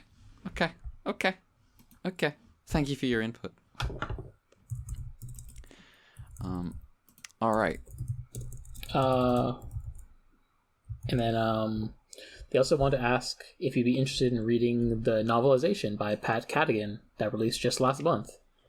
I bought it. It's on my bookshelf. I have not opened it yet. Yeah, we did talk about it a bit. We didn't have any concrete plans or anything. Ultraman, or yes. Okay. I think she was also doing an Ultra 7 one, but that isn't out yet. Yes. I do plan on reading it. I'm curious how you novelize Ultraman. Yeah. I guess I'll find out. They ask if we haven't already planned on doing it. They're curious to know if it addresses any of the issues of the show itself. That anything is a worthy adaptation. They only just started the book themselves. I mean, we've watched Shin Ultraman. I'm guessing that there are adaptation choices you would make for the modern viewer that we would find more agreeable than the original show. But I bet there are also choices made where I'm just like, this is weirdly dishonest. I mean, I think the thing is, we have our own reading this show that is not the majority reading, even if we think that the majority reading is dishonest. This is true. Like, we have a review of what Ultraman and the TDF and defense teams are, but the default is that they are the true heroes. Every I'm always seeing people on Twitter talking about how what a hero Ultraman is, and I'm like, you sure? We watched the same show. Yeah. Is that true? I don't know. That's true. But yeah. They also say, P.S. There's an episode of Ace they're looking forward to us getting to because it's one of their favorites in the show. They say it involves a pigeon. I won't say more. That's all they say, and I won't say more than that either because I don't know anything about that. But, Well, I look forward to the pigeon episode. We have a pigeon to look forward to, whatever that means. Yeah. Mm-hmm. And thank you for your email, Sage. Thank you. Yeah. Thank you. Also, I'm not responding to this, but we also did get an email from someone who is like, "Hey, we basically feels like a scam email, how to boost your podcast." I thought that was. Oh yeah, no, that's. Yeah, I was like, "Dang, we finally got one of these. We're growing." We will not be boosting our podcast. Thank you. We like the 8 listeners we have. We have more than that. We're doing all right. Yeah, we're. I feel like most episodes get around Actually, I won't say the numbers. I think you guys would get more listeners if you brought Rosin back and took out that Brad asshole. No, we don't. No, we. I don't listen. I don't want to air this out in public. But as you're new here, we didn't really like Rosin. Yeah, he kept bringing on this American Prometheus guy, and I don't know if I agree with his views. Yeah, it was a bit weird. Also, that the 7 guys thing. It of wasn't a that gaff. funny. It wasn't that funny. Yeah. Also, I never talked about this before, but all of the mad guys have numbers on their helmets. Wait, do they? Yeah. Oh. Oh. Which? What numbers are they? This is important. Yeah, let me go. I'm gonna go look it up. You need to see the order. Yeah, I need to know what number Kishida is. Okay, so I'm guessing monster he's attacks number you. 3. All right, let's. Or he might even be number 2. Okay, Kato, as you'd expect, is number 1. Yeah. Yeah. He's in the Ultraman wiki, by the way. Minami is number 2. Oh, sorry, Kishida. Kishida's number 3. Let's go. Ueno's number 4. No. Oka's number 4. We're not having this. Ueno's the... Oka is number 5. That's just because she's a woman. There's no... She's more important. Ueno is more of a grunt than Oka. And then Ueno's a baby. 6. And then number 6 is Go. Yep. So if you think about it, that makes Ultraman the Ultra 7th guy. True. Ultras, yes. Hell yeah, we're back on the 7th. We're back on the 7th. And like actually 7, and not like Dan where he's both 6 and 7. All right. Sick. Well, that's a podcast, I think. Yeah, that's... Bumper podcast Yeah, for the new year. This is a nice beefy one for you. Yeah. I feel like this is the longest we've gone that wasn't a season finale. It might be. The Ultras... We had cults to talk about. We had I cults talked to about talk about. Xenosaga for some reason. We had to talk about Xenosaga. We had 2. We managed to save some time by 2 of our episodes being the same episode, being a 2-parter, and also like the plot not being the main feature. Yeah. The main feature was the effects, to which we can only say, yeah, they look good. It was fucking sick. Right on. Yeah. Go watch it. Go watch it with your eyes. Very important. All right. If you want to follow the show on Twitter, you can do so at @ultra_Q. That is at @ultra_QUEUE. I am also on Twitter at gender_redacted. And that's me. Mel. Hi, you can follow me on the different sites, Twitter, Blue Sky, at Tier Crowns. We have an email, ultraqpod@gmail.com. We have the fund coffee, UltraQ Fund, for media acquisition, which is basically done, and subtitle stuff. Ideally. Brad, you go. Yeah, I had a name change. New year, new me, as they say. So you can find me on YouTube at Canopus Invoke. That's 2 separate words. Canopus, like the star. CANOPUS space Invoke. You can also find me on Twitter at B_invoked. That's BE_invoked. And also Blue Sky at BInvoked. No underscore or anything. It's just all one word. Sick. I would just like to quickly. I've looked up Saved by the Belial and just scoping out the competition. No, and the last thing on their YouTube channel is this video, Attack on Garamon. Oh, which you know what? I respect think is important. Oh, you actually sent it to me. Oh, oops. So I'll put in the chat. Oops. Oh, I've How also done long that. is this? We're not reacting to it. It's a minute and 10. Oh, I see. Okay, I see enough to see the vision. This is good. So thank you for existing, Saved by the Belial. You were important, if only for this. I assume your podcast was pretty good as well. I haven't listened to it. I think so. I like to think people do good things. Yeah, I won't. We'll assume they did all right. Yeah. Hopefully, we will last longer. But that's it's how it is. So far, coming up on a year. coming up on a year. Not 2 weeks. Wild. The anniversary is it still gonna fall on the last episode of Blazer? Yes. Nice. For real. Thank you, Blazer. I have no idea what we have zero plans for an anniversary thing, so we probably won't do it. But it'd be fun. Nah, we'll see. All right, join us next time for 3 more episodes of The Return of Ultraman. And until then, 16, 17, 18. I don't care how many Japanese TV shows tell you to do it. Don't hit your kids. Yeah. At least Gento never did this. At least and Gento part of that's because he never sees his kids, but yeah, maybe he would have done if he'd spent more time around his kid.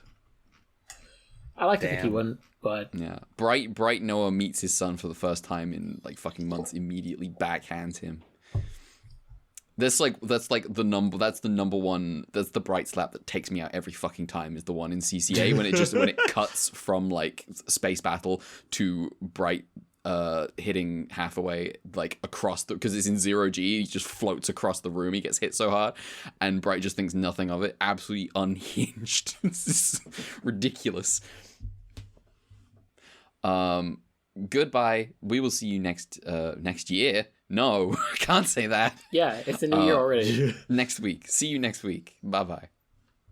Goodbye. Later.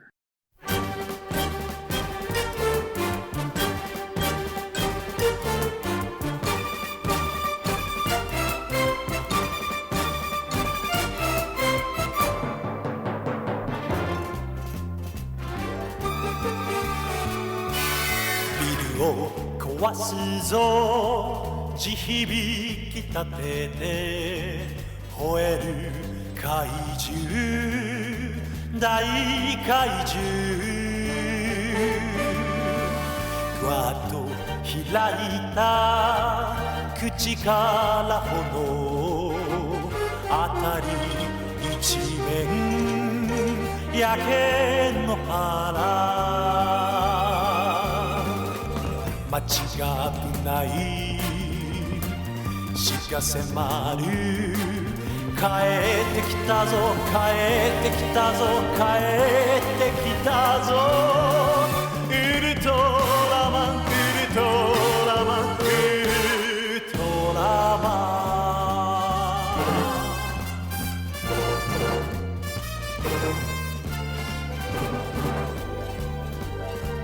ン十字を組んで狙った敵は必殺技の贈り物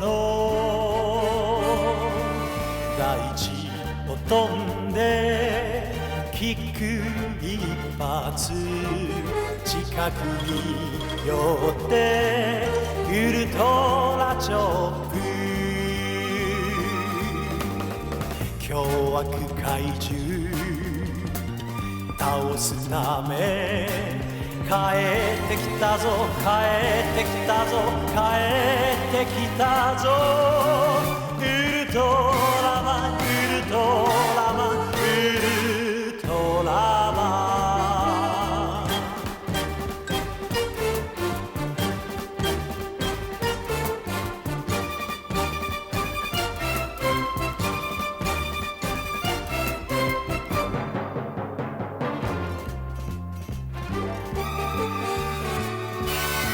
戦い進んで見上げる空に一つ輝く僕の星遠く離れて地球に一人あれがふるさとだ正義と平和を守るため帰ってきたぞ帰ってきたぞ帰ってきたぞウルトラマンウルト